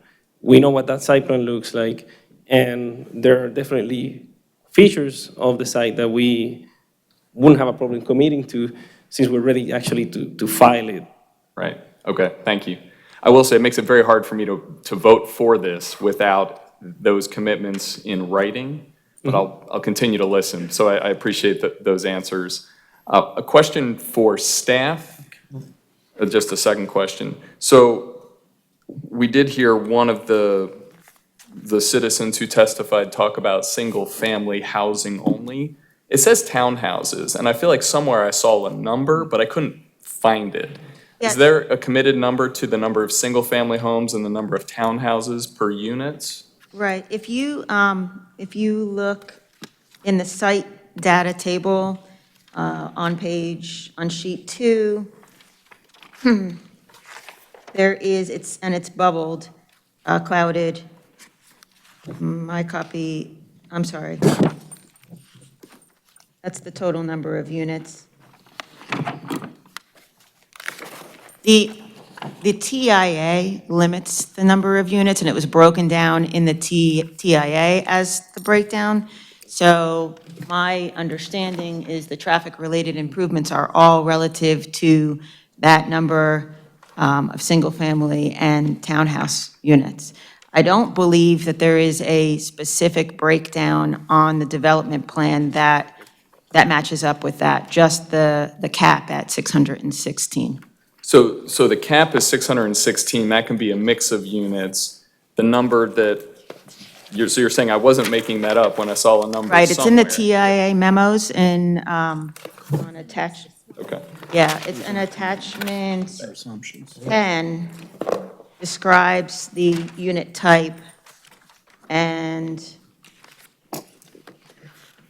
in the first paragraph, Yes. highlighted in red, the proposed residential development, and that gives the breakdown there. Great. So that's good for my self-esteem at least. So I did see those numbers. But these aren't committed elements, correct? Correct. Those numbers could change. That's correct. But there is a commitment that there will be a mix of housing types. Is that correct? Correct. So townhouses are committed along with single-family housing? The way that, let me just go back before I overspeak.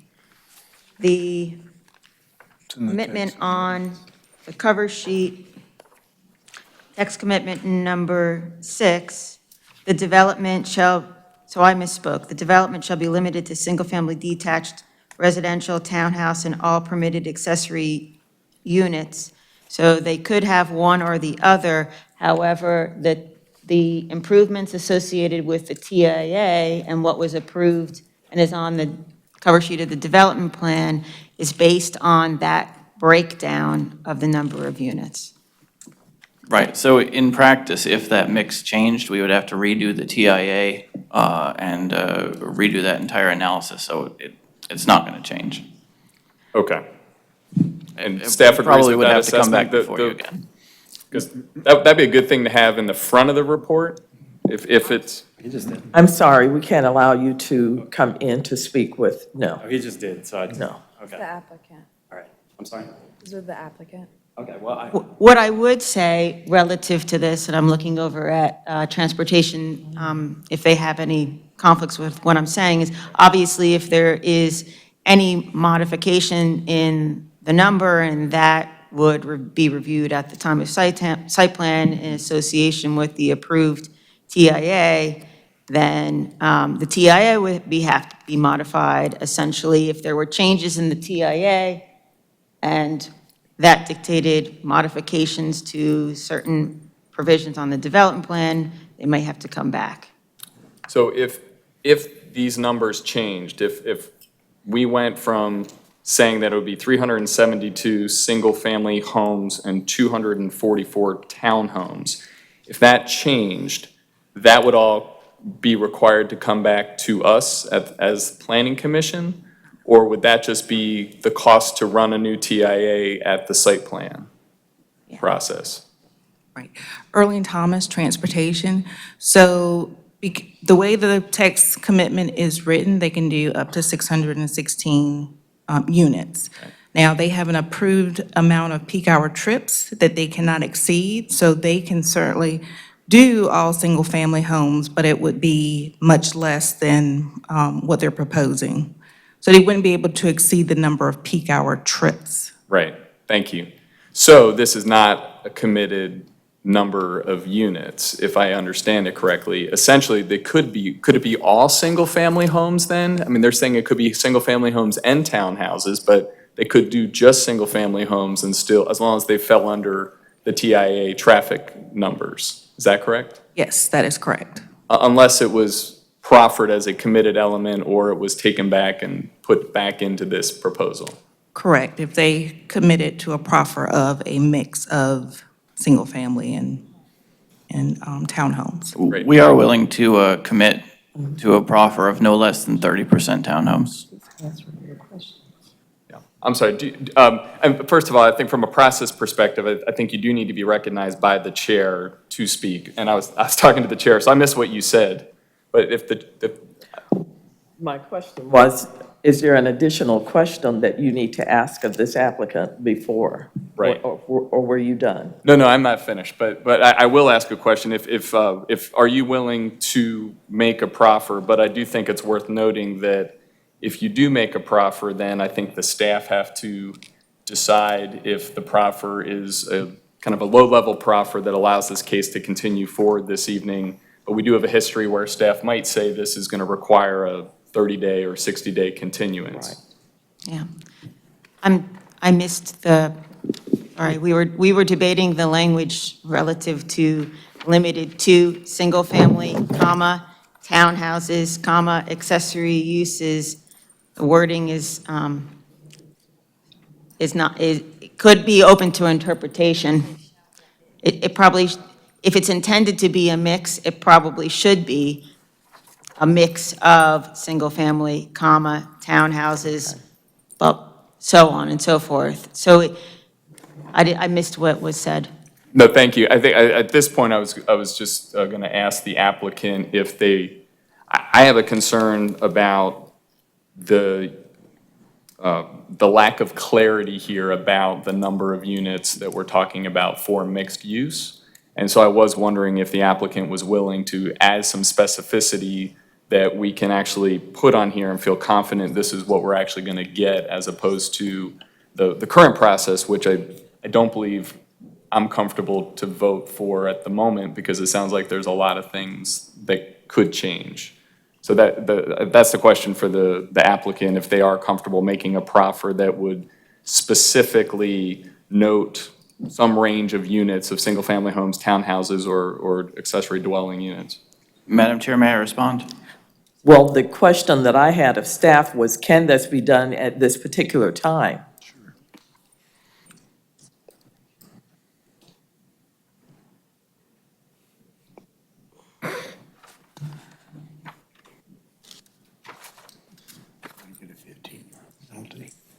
Too much time in the hole.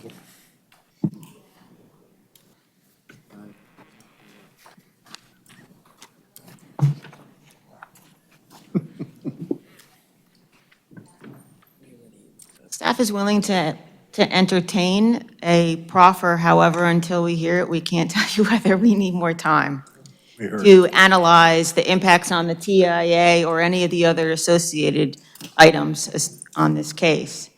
We're not opposed, but We'll give you an opportunity to go ahead and proffer. Thank you, Madam Chair. The proffer would be, first, to have a mix of detached single-family and townhome units, and also specifically to have not less than 30% townhomes. Thank you. I appreciate that. And while, I'll give the staff a moment to huddle, I did have one additional question, and it was for Mr. White, if you don't mind coming back up. And this is my final question. Thank you. Planning Staff Commission. is comfortable with those two proffers. Thank you. Great, thank you. So, Mr. White, you had talked about the, and I read this the first time, and I just didn't quite capture what you raised tonight, so I really appreciate that you've come and spoken about this. You talked about the natural heritage site, and what I would love to see, I mean, you talk about the top triangle of the development. I don't know if we can get a picture of the map. Right, if it's possible to get a picture, I can show you what I'm talking about. And yeah, is that possible? And the other thing you can do is look at, again, appendix, I think it's attachment 12 in the report, which is going to show where the overlap is. In particular, I just want to see how, how big that area is, given, so that's one possibility. So it's everything to the north of Olive Branch Road, almost. Okay. So this doesn't show the heritage site, but if you can imagine, the green area is that FLUM designation recreation open space. The heritage site itself the boundaries are differently defined. And so it actually is inclusive of that northern, do you guys see what I mean by northern triangle? Yeah. So it's the area that actually north of Olive Branch Road, right there. So it's that little crosshatched area. And that's the area that's most important in terms of potentially affecting water quality and also affecting the larger corridor in terms of the animals and plants that are along that corridor. So although there's nothing state listed or federally listed on that particular site, it's part of a larger site called Lick Creek Bottomlands, which is a kind of a mega site that goes all the way to Falls Lake.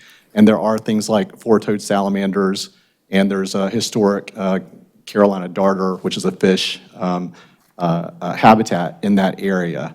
And so anything that you do to impact this area is going to impact that larger site. Great, thank you. And then just my final question, just to make sure I understood it correctly, your recommendation, I heard you say two things. One was recommending taking a little more time on this proposal. That was number one. And then number two was considering this being preserved as a conservation land or put into a conservation easement of some sort. Did I accurately capture your recommendations? That's correct. And I think the main point is there's dual concerns around stormwater runoff and water quality and around conservation of natural resources. And both of those, I don't feel are properly addressed currently in the current configuration, especially in that northern section. Great, Right. thank you. Thanks. I appreciate it.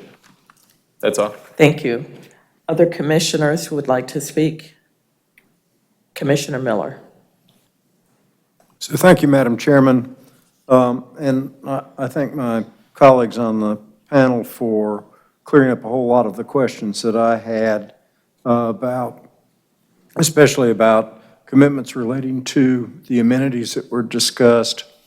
And my takeaway from the questions and the answers were that most of what was talked about is planned to go into the stream buffer area, which is not something I understood when we discussed this case 6 months ago, and it's a little disturbing to me. And I also heard some discussion about the nature of units and affordability. But I have to note that with the exception of the proffer for the contribution to the Affordable Housing Fund, there really isn't anything in the commitments which bends towards affordability. In other words, the courts have been hard on the enforceability of even commitments for, overt enforceability, absent using a affordable housing density bonus, which isn't being employed here.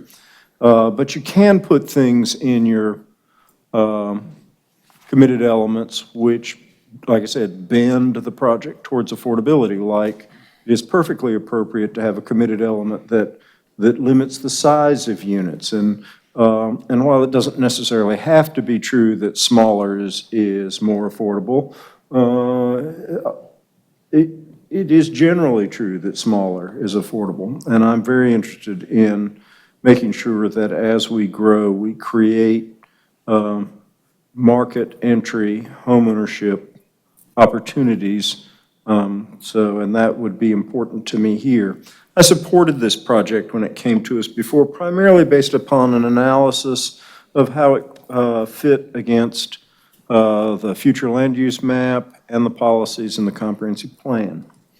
And I listened at that time to Mr. Baker's argument, and I was unpersuaded. But then I listened to Mr. Baker's argument. Actually, it was more of a memorandum that he shared with the EHC committee that we formed about his vision for the suburban tier and the role that it will play in absorbing the new housing that we have to create for Durham's growth. And I found that actually more persuasive. And so we are engaged now in a process to redo our comprehensive plan, and it is where we will have an opportunity to see what Mr. Baker was talking about, actually translated into real policies, and then I hope changes to our zoning code, whether we continue to call it a UDO, I don't know. Fads constantly change. But I would like to know and understand and become more conversant with this new vision for development in Durham suburban tier. In other words, we've called this, some speakers have called this sprawl. Some folks who are on that side of the dais and some people on this side of the dais. That's a word that I have trouble with, and insofar as our current comprehensive plan says that in certain bounds, and especially in the suburban tier where this is located, we're supposed to have low-density residential development. Is that sprawl? If it's what the plan calls for, I don't like name calling, unless I'm the one that's named. No, so I have trouble with that idea, but I'm open to the idea of how we can develop in the suburban tier in a way that isn't sprawl, that uses density thoughtfully. I'm not somebody who thinks that all density everywhere is good. I don't think it's good, and in this instance, I don't like it. And so I agree with Mr. Bryan. Adding units here doesn't thrill me, because I like the idea that we preserve some sort of rural Durham County. And I don't see in that we can do it in an orderly fashion. So I want to understand how we can shape future development in the suburban tier in a way that isn't sprawl, but still provides the houses and the mix of housing that we have to absorb the growth. So, and we're engaged in that process right now. And so I don't see an urgency on taking a tract this big out of the equation when we are just starting. And then finally, something else happened since that last time this came forward. I was invited by some folks who live out Highway 98 to come look at a piece of property which is soon to be the subject of another suburban residential rezoning out here. And they very cleverly asked me to come and join them at a meeting at somebody's house at about 6:30 or 7 o'clock. I forget what it was because it didn't make any difference. I was an hour late. And that's not because I didn't start on time. I noticed that the staff report did an analysis of the impact of this project, the intersection of Olive Branch Road and Highway 98, and said that it's a level F now, and it will continue to be a level F after this project is developed, except for that it would be 196 seconds instead of 154 seconds. Well, I can tell you on a couple of these lights out here, and I lost track, I sat there and watched. I could see ahead where 12 changes of one light and 16 changes of another light. I do not know where all those people, who they were, where they were going, but it was just an ordinary evening. And that worries me. I am concerned about whether or not our current highway infrastructure can absorb all of the development that is being asked for and is already approved. I was not aware of that when we talked about this before, and maybe we need to slow down and plan a little bit better in this part of the county. So I am not saying I could not support this project if it were a little bit more specific. And I appreciate the developer. He's been bounced back and forth, and I hate that. And I have just become one of the bouncers because I will vote no tonight when I voted yes before. But I believe a better project could be put on this property with a better vision and with more specific text commitments and map commitments, and I would be happier. And I realize that this is going to, whether I like it or not, it's going to go forward to the city council, and I realize that, you know, I watched that city council meeting on the TV, and I listened to the mayor and some other council people talk with the developer about this project and how it related to affordability in Durham. That's important. And I realize that the developers made a concession in connection with affordability, but that's not what motivates me tonight. I am in the process of substantially rethinking my view of how we take these big sites and develop them is to be part of an integrated, more effective functioning Durham. So I've talked a lot and said a little. Thank you for putting up with me. Thank you. Are there other commissioners who would like to speak? Okay, Commissioner Al Turk. Okay, and then Commissioner Baker. Thank you, Chair. Commissioner Miller, I think you actually said a lot, I can't remember exactly how you said it, but you said a lot and you made me think about a lot, because I also, when I hear the word sprawl or scattered development, I don't know what, in some ways, I don't know what that means, and I don't know what the solution to that is, right? So I can imagine us saying, well, we should just not voting for it and not put anything there because we want to preserve this piece of land. But I can also see an argument to say, well, just make it really dense and have the infrastructure around it to where it doesn't represent, you know, scattered development or sprawl. So I guess I do want to hear more, and I'd love to hear more from Commissioner Baker or Commissioner Bryan, who also mentions, you know, scattered development. What exactly should we be doing with these kinds of sites? I think, again, part of the problem is, you know, it seems like we have a policy problem and not necessarily a reason, you know, it's not necessarily that, this is not a reason, in some ways this is not a rezoning case that we have in front of us. We're making a decision about what we want here and not necessarily whether it is congruent with the UDO. And so I don't know, I'm still struggling with what do we do with sites like this, especially when we talk about population growth, especially when we talk about we need housing. So, you know, do we let this sit and not provide more housing, or do we just say, no, we need to have better plans, we need to have better, you know, better development. And I think that will be a struggle. That's an uphill struggle. One of the things that I think came up in the city council meeting is that it seems like, you know, if we're going to say no to this, then, you know, do we have to say no to every other, you know, large scale development in the suburban tier that looks like this, even when it, you know, more or less the developers are doing what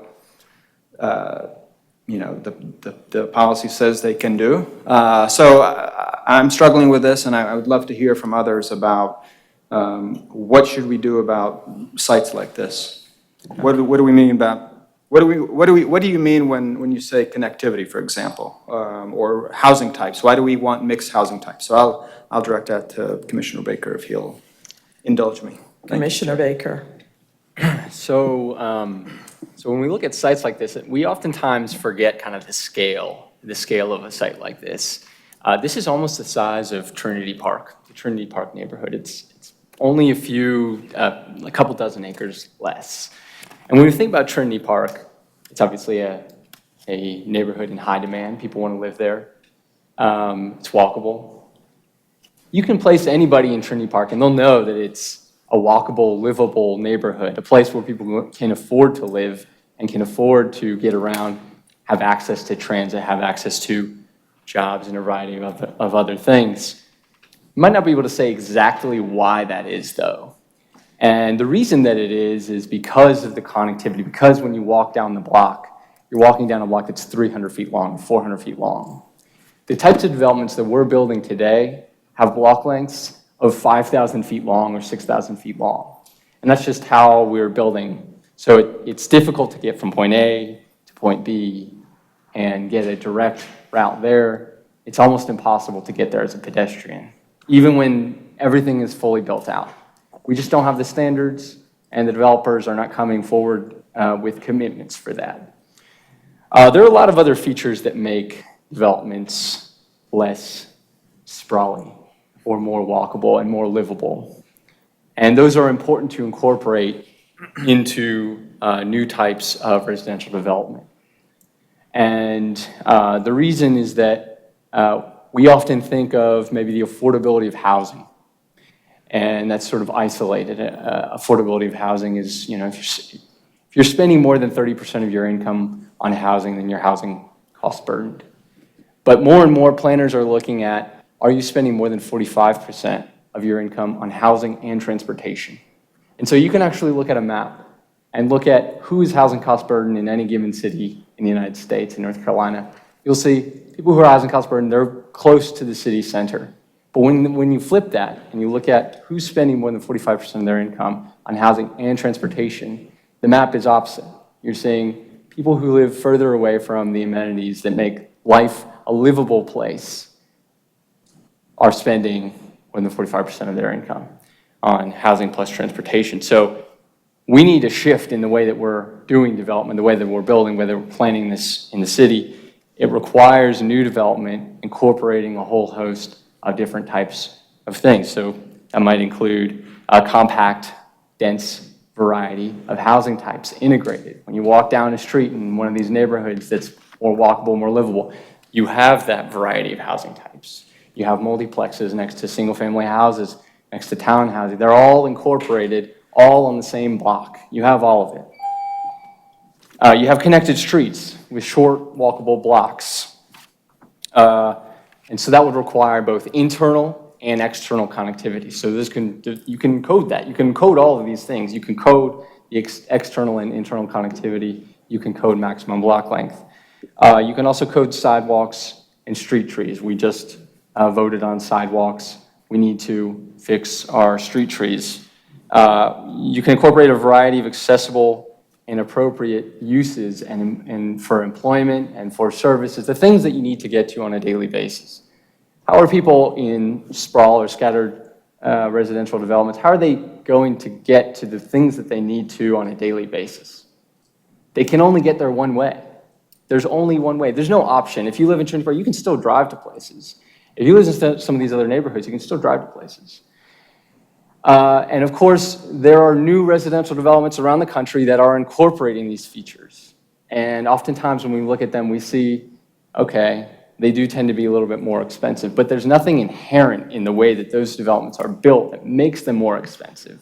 It's that we are under-providing these types of living opportunities. We are only providing, at this point, we are only providing single-family, homogeneous developments.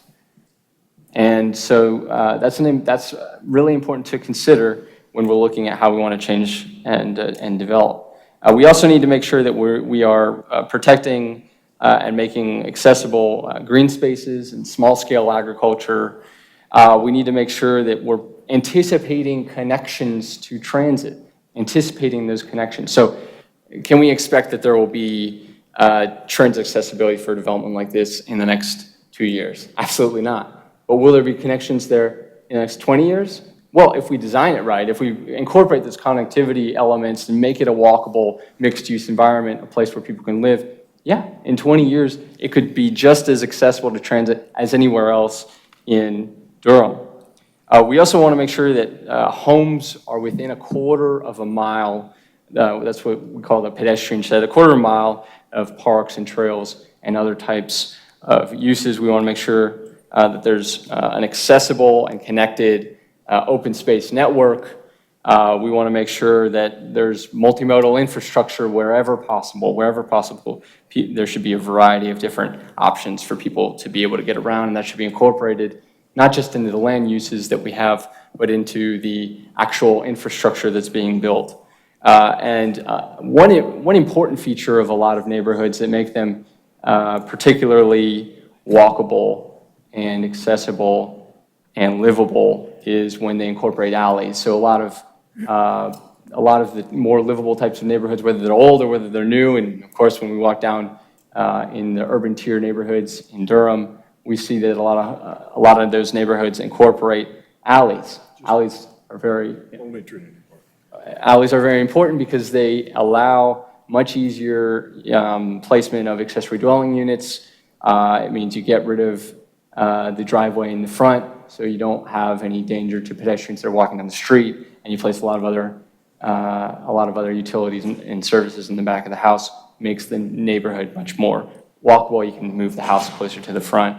It's actually a lot more efficient. A lot of developers like to do it because they don't have to make the curb cuts in the driveways. And if you have the right width of the street, then that's an important feature.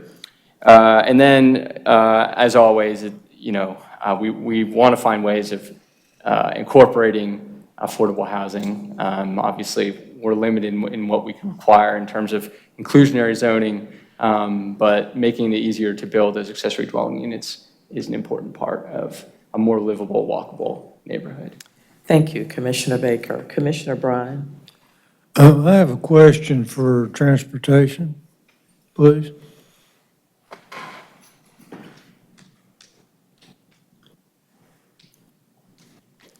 Which generates more traffic, a detached single-family home or a townhome? Early Thomas, transportation, single-family detached, generate more traffic. Okay, thank you. Commissioner Morgan? Yes, thank you, Madam Chair. A couple of things that come to my mind, and this is kind of probably illustrates sort of our challenges as a board from a policy versus zoning perspective. This is a zoning request that was given to us. We passed it. We had some policy concerns, and then certainly the City Council passed it back to us to consider some of the policy issues themselves, but still they did it on policy basis. I don't regret the vote that we took before, but I do also think that sometimes we have to leave that to our elected officials, to our advising. Since we're an advisory body itself, we should be pretty much looking at the merits of the applicant and what they want, they offer.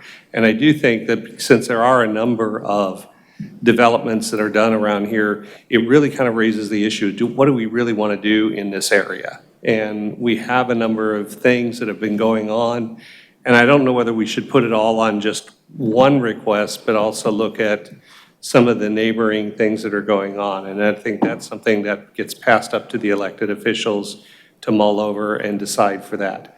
I don't know whether that's our job as commissioners other than provide the opinions. And I guess when I'm making my vote, I'm not doing it on opinion, I'm doing it on what's the merits of the application and then going forward. So my thinking is this is part of how it works. And I think that we can provide the opinions, but I think also we should we should stay in the context of the application, see what makes sense, vote on it, advise, and then see what the next steps would come from there. Thank you. Commissioner Durkin? I just had a follow-up question for Arlene at Transportation. So the proffer made was not less than 30% townhomes, but currently at 244 townhomes, that's 39.6% at townhomes. So it's unclear whether the proffer really does anything, if they'd have to go back and change the TIA if it dropped below 39.6 townhomes. No, that would not necessarily require them to change the TIA. They would still be limited to the number of approved trips. And that mix can change, but they couldn't exceed that trip balance and the required improvements that are associated. But if they increased the single family by almost 10%, if they flipped the balance that much, would that not trigger? No, again, Necessarily? it depends on the trip balance. So Okay. they could increase the number of single family and decrease the number of townhomes, or vice versa, and stay within their trip budget. Okay, but it's unclear whether 30% would trip that balance or not. Well, I would have to run the Yeah, numbers right, okay. to see. Okay, Correct. thank you. So, they wouldn't be allowed to exceed that. Got it, thanks. Thank you. Commissioner Williams? So, as I was listening to the residents and some of the concerns and thinking about past comments that have been made as far as the commissioners are concerned when it comes to what we need to do as far as density is concerned and the environment and being conscious in terms of green building and design, I was just actually reflecting on, as we create density and we talk about runoff, don't we also increase the carbon footprint? And you kind of can't have one without the other. So I just traveled down Olive Branch Road, I want to say maybe 2 or 3 days ago, and it could stand some upgrading, especially if it rains really, really hard.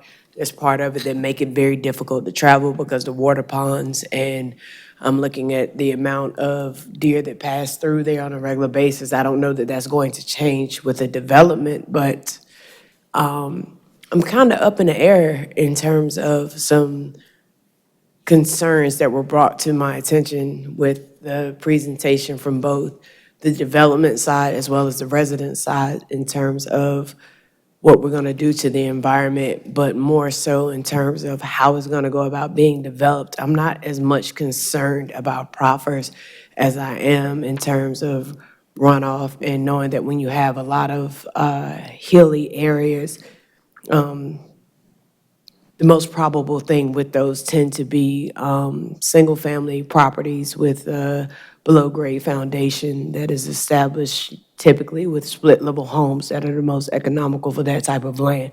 I haven't taken a look at the topo of it, but having looked at the area as I drive through, I'm pretty sure you're gonna unearth a lot of difficult things to navigate once you get in there and start clearing land. So I think that you're gonna face a lot more difficulties than you may be prepared for going into it, because you are uncertain what's over there. I'm pretty sure you can't drive trucks in that area to look at it, given the amount of downed trees that are already there from site to site, and that goes all the way through, I believe, Doc Nichols, in terms of the area. So if you're up to the challenge, I definitely think that you should be afforded the opportunity to see what you can have come out of there. But I do think that your site plan, or at least what you're proposing, is a bit ambitious, given the terrain there. But from what I hear thus far, it does sound like it's going to be okay. And as far as walkability is concerned, I don't know, it's still quite a ways to the Walmart. So good luck. Commissioner Miller? So, Madam Chairman, if it's appropriate, I'd like to ask Commissioner Baker a question. So this, I'm sorry, one additional, Commissioner Johnson comment. Thank you. Sorry. I just had a couple questions. One is, you spoke of affordability. Do you have a anticipated price point for the single families and the townhouse products? Are you asking me? The applicant, anyone from the applicant's team? Yeah, we believe that the lower price point townhome that we've brought should be available around 220,000. That's a one-car, two-story product. It is about 1,700 square feet. And for the single-family detached? The single-family detached, we have several different types that we're gonna put in there. We've got a Charleston-style row home. Those ones we believe will be just under 300, around 275, 280. Those products are rear entry, alley-fed products.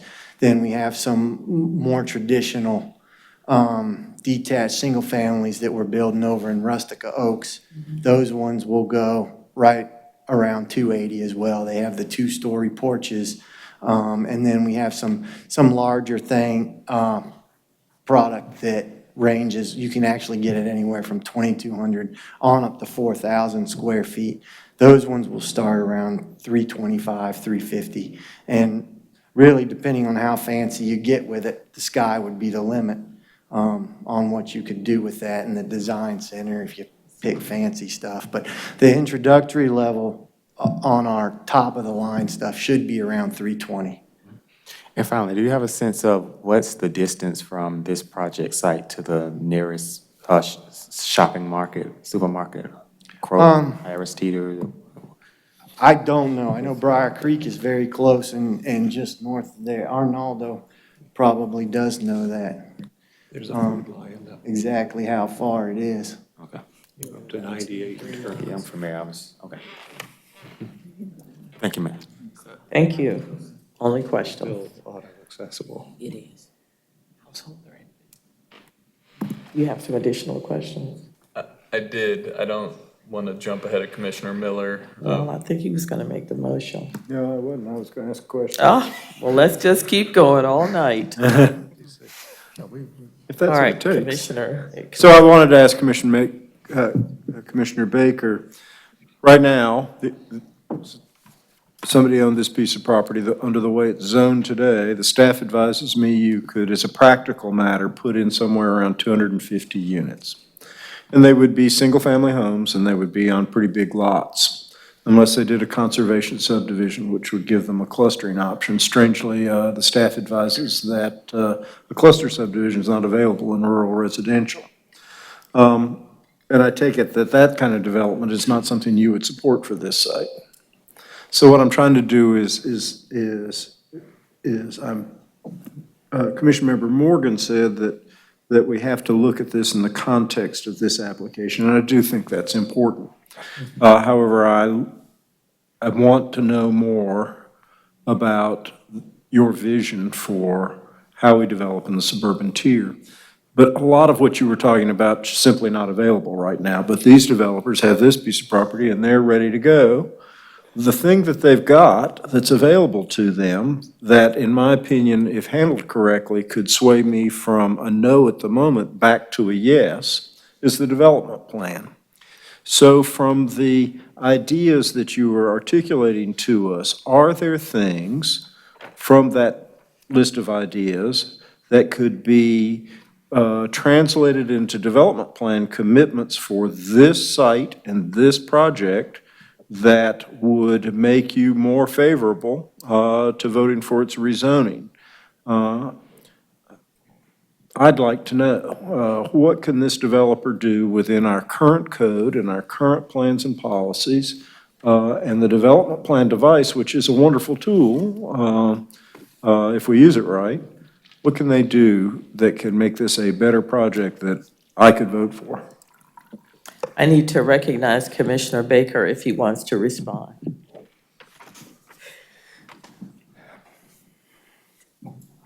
Good question. With regard to this individual site, it's a little bit difficult. I mean, there are a number of things that I would like to see as standards, a number of things I would like to have coded, but I would like to see green building incorporated into the development. I would like to see a minimum connectivity index. I would like to see a maximum average block length, understanding that there are a lot of limitations on the site. If we have a maximum average block length, I think that would do a lot to provide some flexibility while also achieving some of the goals of walkability.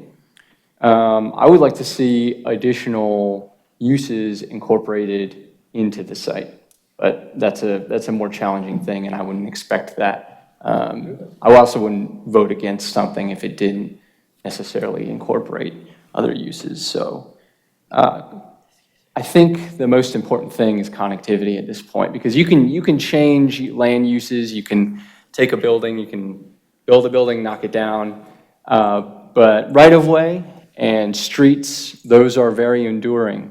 Look no further than southern Manhattan or downtown Boston or Pompeii, and we see that the streets remain in many cases. Obviously, we have cases where they don't, but those are more difficult to change. If you have a part of your city that does not have very many connections and it has a lot of cul-de-sacs, it's very difficult to go in afterward and fix that without buying up people's homes and tearing them down, which we just wouldn't do. So I think that that's the most important thing, is ensuring that there's a minimum level of connectivity, recognizing also the scale of this development, the connectivity that is actually necessary to be able to achieve a more walkable community. And another reason that's important is that, sure, we understand that sometimes we do have to build a neighborhood or build on a site, recognizing that it might not be walkable today, but at least teeing it up so that it can be walkable at some point in the future. Think of a large-scale commercial development where you at least incorporate short blocks within a parking lot. And so you can expect future development will incorporate infill onto that parking lot. That's something that a lot of communities are doing now. So if you tee up this development for future retrofits, which is not ideal, but we also recognize that we're not starting with an ideal situation, but that would be enough to sway me at some point. Thank you, Madam Chairman. That's all I have. I note for the record that in my service on the Planning Commission, that's the first time anybody held Pompeii up as an example with regard to urban planning. Thank you, Commissioner Miller. Commissioner Bryan? Busby. It's been a long night. Madam Chair, if I may, we've done the research and found the answer to Commissioner Johnson's question. Okay, Commissioner Johnson then will respond to you because he asked a question, so he's going to have an answer to your question. That's the only way that I can get it back to him. Thank you. Thank you, Madam Chair. So the closest grocery store is on Highway 98. It's a Food Lion. It's 1.5 miles away. The site is also 3.7 miles from Briar Creek.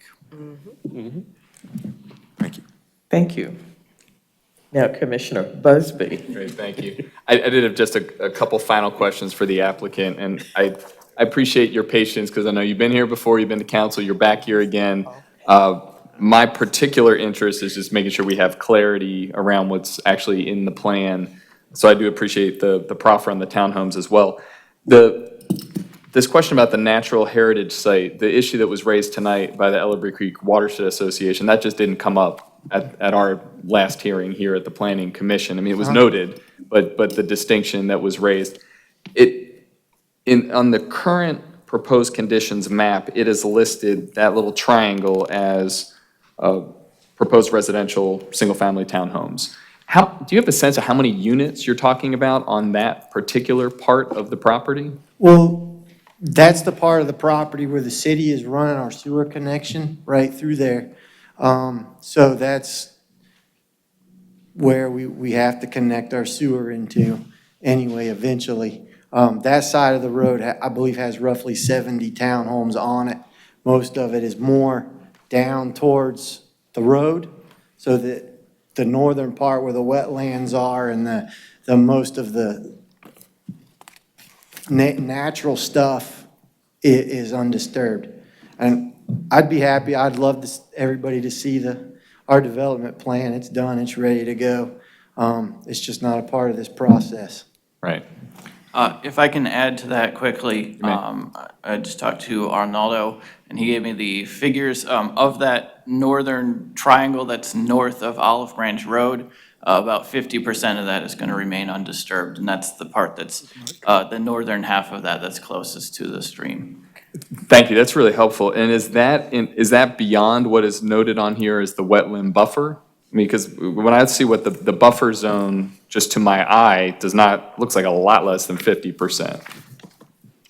Yes, it's significantly bigger than that buffer zone. May I ask why it's not then listed on here? You seem to be taking some of your best arguments for me to vote yes off of the table tonight by not having the trails listed, not having 50% here.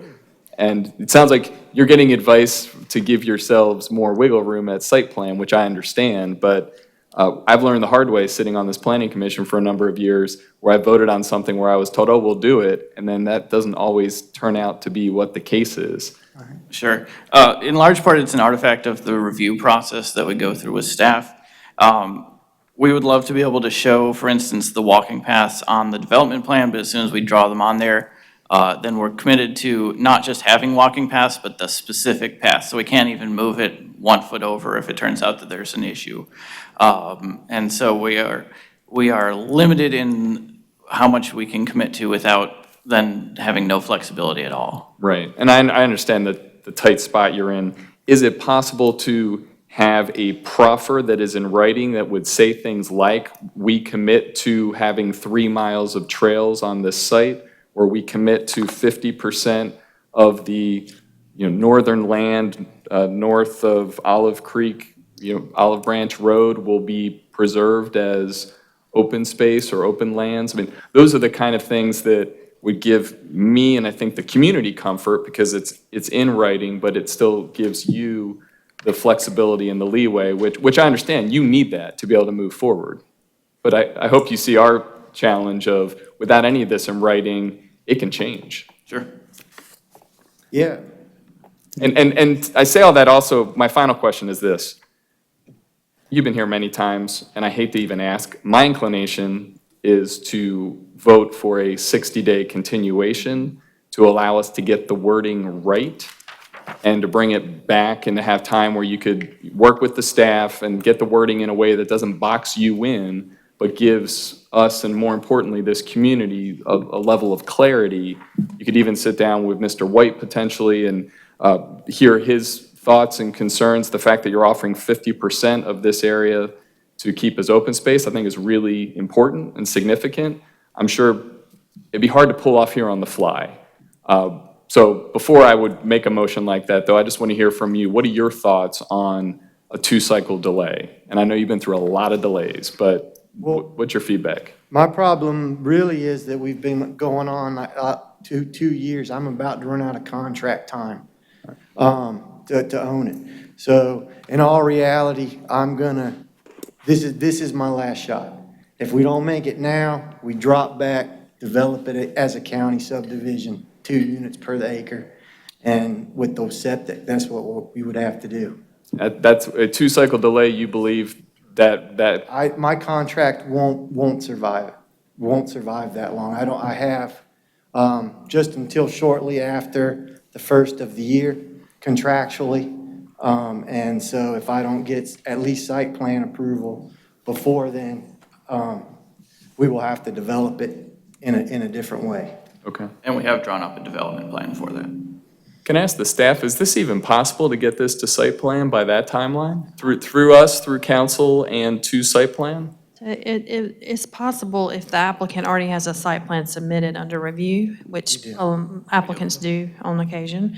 They do sign a waiver understanding that if this process was not approved, then their site plan can't be stamped and approved. Staff just wanted to jump in and say that there's a lot of talk and proffers of things going around, and we would definitely need a continuance. We're kind of tapped out on the ideas that are swirling, just to make sure that we're in compliance with the UDO and some other things, because there's a lot look at on this site. So if there is, or if there are going to be any additional proffers other than the one that's been proffered this evening, we would like a continuance. And I would like to point out that the applicant does have an annexation petition tied to this application, and we only have annexations that are, they go to the council quarterly, and they're made effective quarterly. And we're in the last quarter of the year, which means if they don't continue to move forward, they're going to miss the annexation effective date for December. I'm not saying you have to, I'm just explaining how this works and why he probably has a time crunch. The next quarter would be March of 2020. So that's, I'm giving you some real information on how our dates work, just so you have that. No, that's fair. No pressure on what you do, I just wanted you to know how the process works. Yeah, and I'll use an official planning term when I say that stinks. So I'm not going to make a motion to continue this. I hear your situation. Others might. I'm not sure that helps anybody to have you drop back to a different plan. I'm not sure I can vote for it tonight, given the lack of the details in writing. I appreciate that you've made them verbally, and I hope you stick with them. So I appreciate your candor. Thank you. Thank you, and I think we are ready for a motion. Madam Chairman, I move that we send case Z18-00015 concerning the property at 1001 Olive Branch Road forward to the City Council with a favorable recommendation. Second. Motion by Commissioner Miller, second by Commissioner Williams, that we send item number Z18-00015 Olive Branch Road forward to the City Council with a favorable recommendation. May we have a roll call vote, please? Commissioner Williams? Yes. Commissioner Morgan? Yes. Commissioner Johnson? Yes. Commissioner Brine? No. Commissioner Durkin? No. Commissioner Alter? No. Chair Hyman? Yes. Vice Chair Busby? No. Commissioner Miller? No. Commissioner Santiago? No. Commissioner Baker? No. Commissioner Lowe? No. And Commissioner McIver? No. Motion fails 3-9. Motion fails 3-9. Thank you. We will move to the next item. Public hearing for Carpenter Fletcher Road. Staff report, please. Madam Chair? Yes. Could we get a repeat of the vote, because there were 13 people voting, and the number she gave added up to 12, unless I heard incorrectly. Okay. I apologize. My apologies, it's 4-9. Thank you. Thank you. Thank you. That's right. Thank you, Commissioner. It is 4-9. 4-9.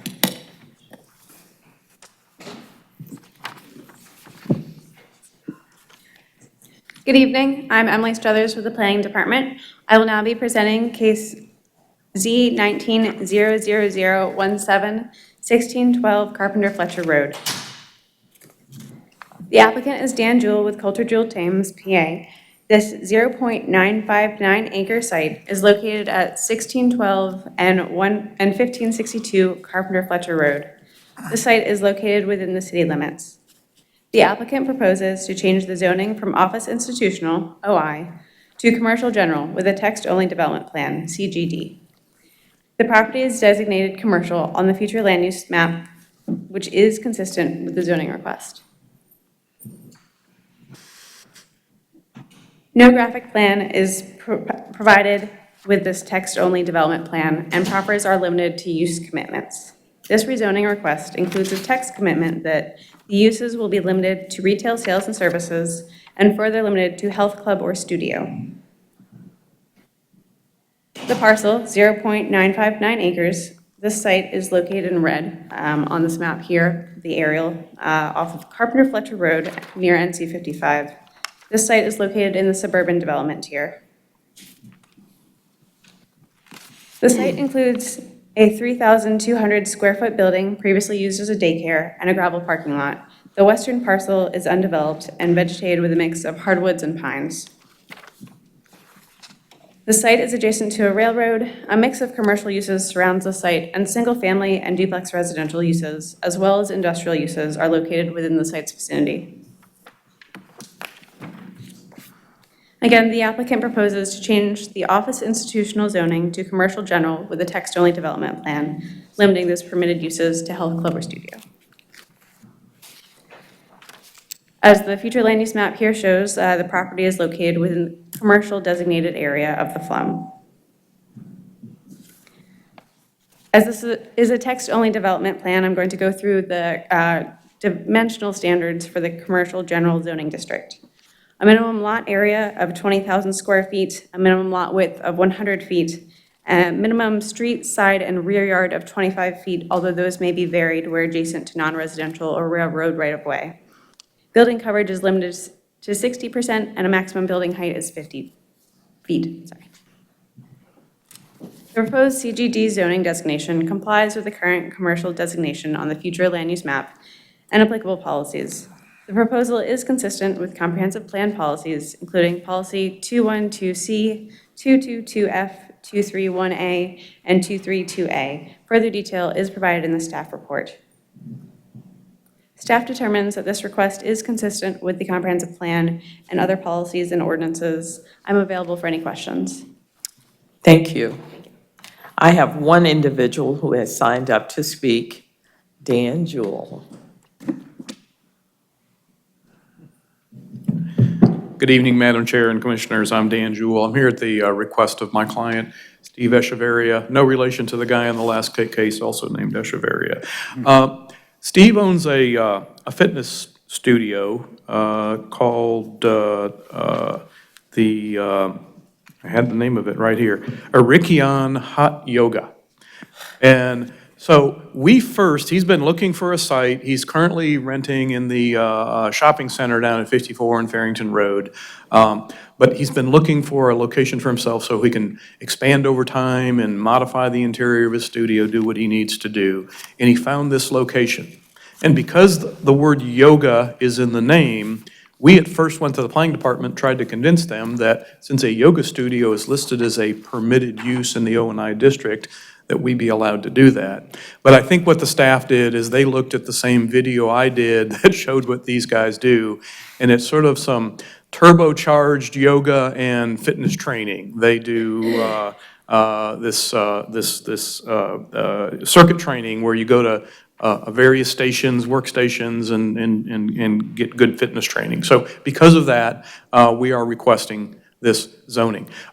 We normally don't come forward with just a text-only request. It is a fairly new tool that the planning department has given us, but we feel that because this is, it's a small site, it's an existing facility that used to be a daycare but has been abandoned for several years. There's a building there, there's parking there, and you saw from Emily's presentation, we have a self-storage facility across the street with chain link fence and some concertina wire on top, railroad tracks on one side, what we think is a dentist's office on the back side with the largest parking lot I've ever seen for a dentist's office and commercial buildings on the corner. We think this, we hope, is an appropriate venue to request this text-only plan. And because the staff has determined that this is a health club studio, we are committing to the one thing that we can commit to in this text-only plan, and that is it will be a health club studio. It will not be a retail complex. It will not be anything else that might generate more traffic or more people or, that sort of thing. We have done a yield study, even though the site it's about an acre, and we think with the required parking, the required tree coverage area, which this site currently does not have, the required landscape buffers that this site currently does not have, the required stormwater management, that we can maybe get about 7,500 square feet of building area on this site. Martin's actually done a yield diagram if anybody's interested in using it. So it's not a huge facility, but it's going to be a great location for Steve because of a lot of his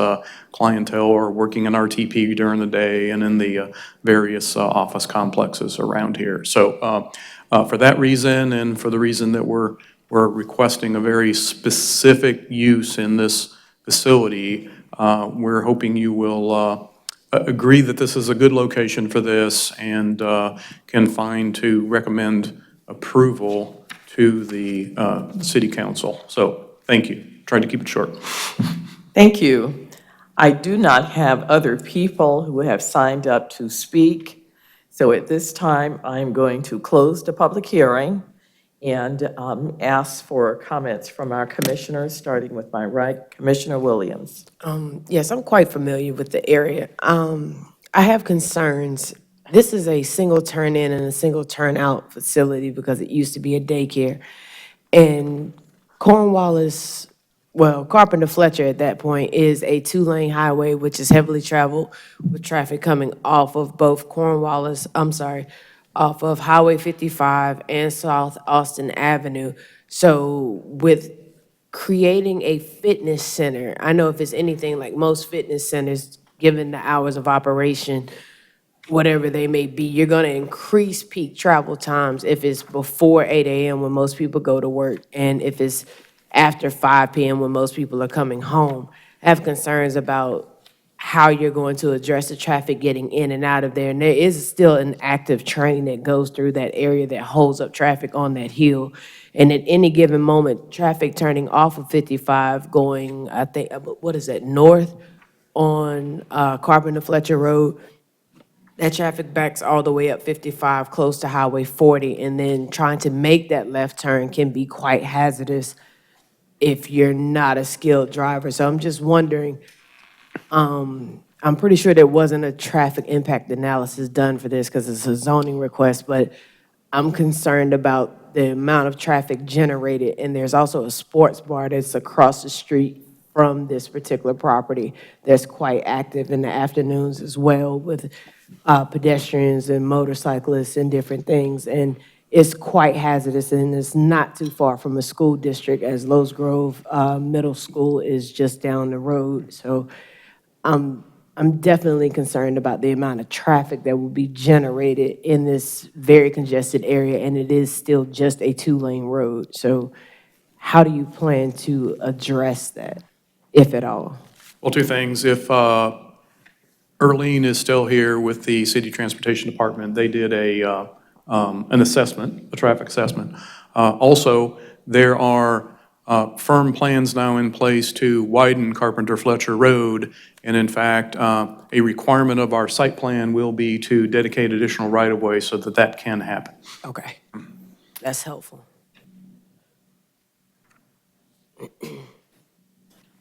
Oh, well, I didn't have any questions for you. Thank you. Thank you. Other commissioners would like to speak? Okay. Anybody on this side? Okay. Yes. Commissioner Lowe? Thank you. Your day and time of operation, when would that be? The days of the week and the time? I'm going to introduce Mr. Echeverria. He can tell you that. Yes, sir. So we hold early morning classes. So we have a class at 6 o'clock from 6 to 6:45. We have a noon class, and then we have typically 2 to 3 evening classes. The last one ends at 7:45. And then on weekends, we have 3 classes Saturday mornings, and then we have classes Sunday, 2 classes in the morning, and then 2 classes in the afternoon. The morning on Sundays are about 8 to about 10, and then 4:30 to 6:30 on Sundays. Okay. So 7 days a week you're open, but no later than 8 o'clock? Is that what Yeah, our last class ends at 7:45 on Monday through Thursday. Friday, 6:30 is the last class. Thank you. Thank you. Commissioner Miller? So I have a question about the commitment itself. Is Health Club Studio a specifically listed use in the table of uses? So those uses, it's kind of bifurcated uses within the section retail sales and services. This had gone to determination, was previously identified under indoor recreation, after additional analysis, we realized that that use felt too broad from a standpoint of if this doesn't move forward, what could go in that place of more intense, more gymnasium type, higher use, higher intensity use, sorry. And so it went back for determination and was revised to this, which falls under retail sales and services. So the parking rate is a little bit different and is reflected in the parking table there. So it's a hard use to classify with the use categories that we're working with the ordinance, which is where we've landed on this. So in other words, what I'm concerned about is kind of a bullseye approach, is that it's limited to retail sales and services, and then within that, limited to this yes, one particular thing. And I'm afraid, when I read it, I didn't, initially, I read it, I didn't read it that way. And so, but it's kind of like a concentric circle. The larger circle, it's limited to the smaller circle inside the larger circle. Yes. Is it necessary to express the larger circle? If we just said it was to a health club, studio, would that be enough? This, having that larger circle will help when it gets to site plan for someone to know what that use is, without having to run through all of the many uses and figure out where it falls, kind of almost doing another use determination within the use categories and the parking rates. This clarifies where they're going for that information.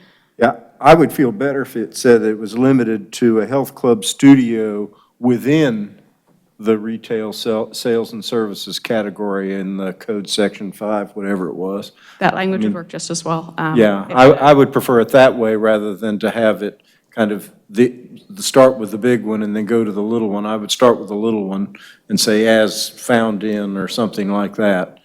But if you're satisfied, you know what I don't see this being a big problem. I just want to make sure I understood it. Thank you. Sure, thank you. Thank you. Any other commissioners would like to speak? If not, I would like to entertain a motion. Madam Chair, I move that in case Z19-00017, concerning the property located at 1612 Carpenter Fletcher Road, that the Planning Commission send this forward to the City Council with a favorable recommendation. Second. Motion by Commissioner Miller, second by Commissioner Al Turk, that we send item Z19-00017, Carpenter Fletcher Road, forward to the City Council with a favorable recommendation. All in favor of this motion, let it be known with a roll call vote, please. Commissioner Williams? No. Commissioner Morgan? Yes. Commissioner Johnson? Yes. Commissioner Brine? Yes. Commissioner Durkin? Yes. Commissioner Alturk? Yes. Vice Chair Busby? Yes. Chair Hyman? Yes. Commissioner Miller? Yes? Commissioner Santiago? Yes. Commissioner Baker? Yes. Commissioner Lowe? Yes. And Commissioner McIver? Yes. Motion passes 12-1. Thank you. Thank you. Under old business, there's one thing I need to double check because we've been moving pretty fast today. Did we do a motion to grant an excused absence to Commissioner Kitchen? So move, we did not. Thank you. Second. It has been moved and properly second that we, motion by Commissioner Miller and second by Commissioner Busby, that we grant an excused absence to Commissioner Kitchen. All in favor of this motion, please raise your right hand. Got it. All opposed? Thank you.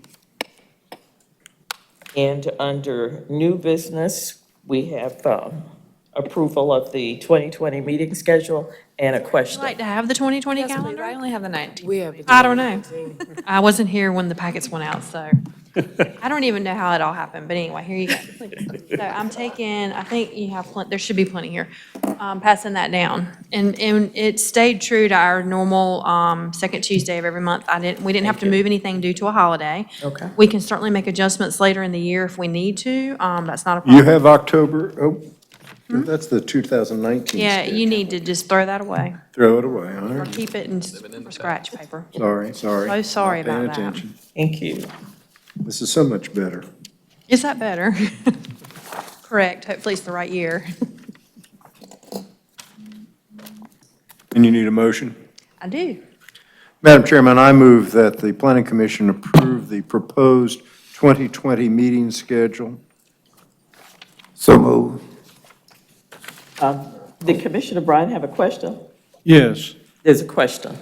I'm not worried about November, but I'm just worried, I'm just wondering, do we interfere at all with early voting in October in the I'll primary? have to check that probably closer to, maybe after the first of the year, I can get with the Board of Elections and look at their schedule. I'm not sure, but we can make adjustments if we. Okay.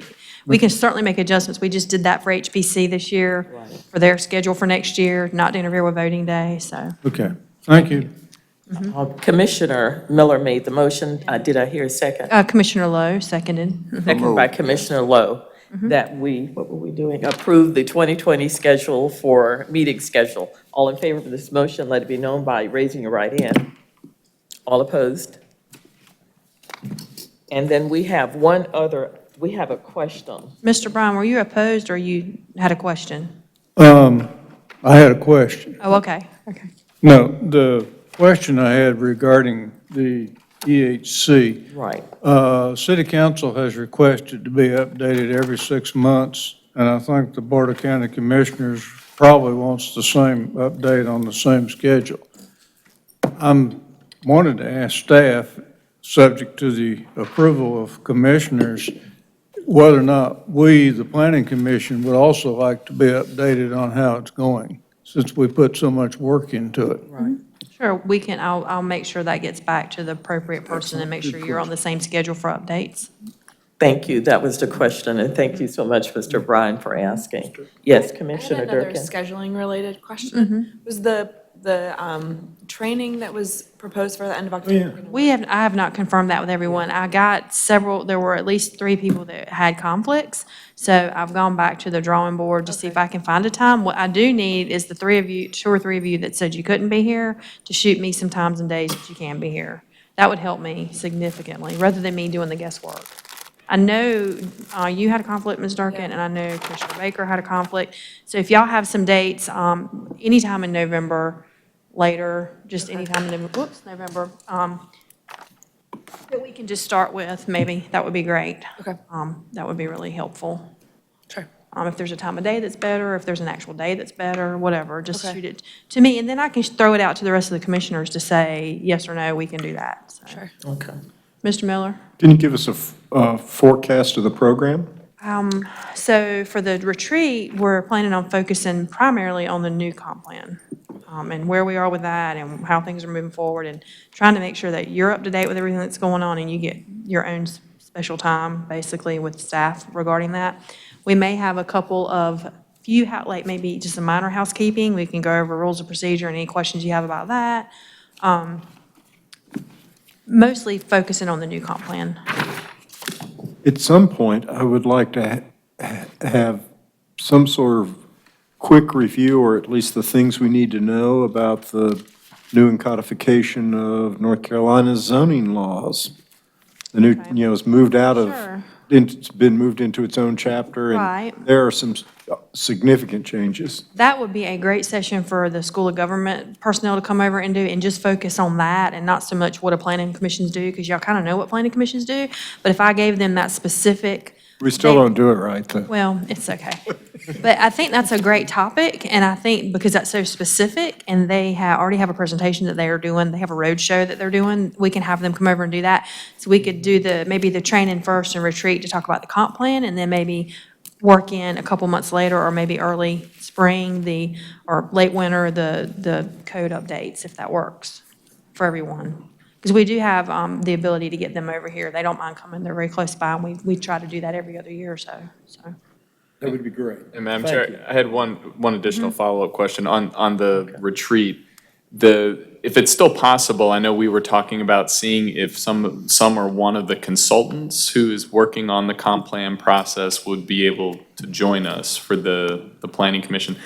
So I might suggest, if if this is what works best for me, it's fine if you don't do it, but with 14 of us, I might create a doodle poll where you tell us, here are the dates that work for you and/or the I couldn't consultants. find any dates that would work for them in the near Zero. future. I mean, they are booked slant. I mean, it was either we were going to talk about the comp plan soon, or we're going to wait on their availability. They're only here certain times and very limited times. Okay. They have a pretty full plate. They didn't have anything available for like the next, I mean, it was like 60 days out, and I just was like, we need to have, I don't want you hearing things on the street that you're not hearing from us. Right. And I feel like you need that time too with us, where you can ask questions that you've thought about from things you've heard or other meetings. I mean, some of you probably have been to the outreach meetings already, and I feel like that you need to have your own time with us. No, I We'll don't. try to have the I don't consultant disagree. here, but I would rather not plan around the consultant because they're available at all the other meetings that they're already on the schedule for. And if you're interested in hearing what they have to say, you can go to those meetings. So they'll be here for the we- week-long meetings in November? I don't know if they're here for all of those, but I can find out when they're going to be here and try to share with you. So if you're interested, you can go. That'd be helpful. I would really not like to plan our retreat around them because they're very busy. So the last thing I had was I don't have a typed up version of what you'll see next month, but November's going to be kind of busy. We have 2 text amendments on the calendar that I'm aware of, and 3 zonings, no flum changes, and so 5 cases. Wow. If you want more information about that, you can email me, or I'll try to put something together later in the week, my little chart, and send it to you. Thank you. All right, well, thank you very much. Any additional questions or comments? Motion to adjourn. Let's rock.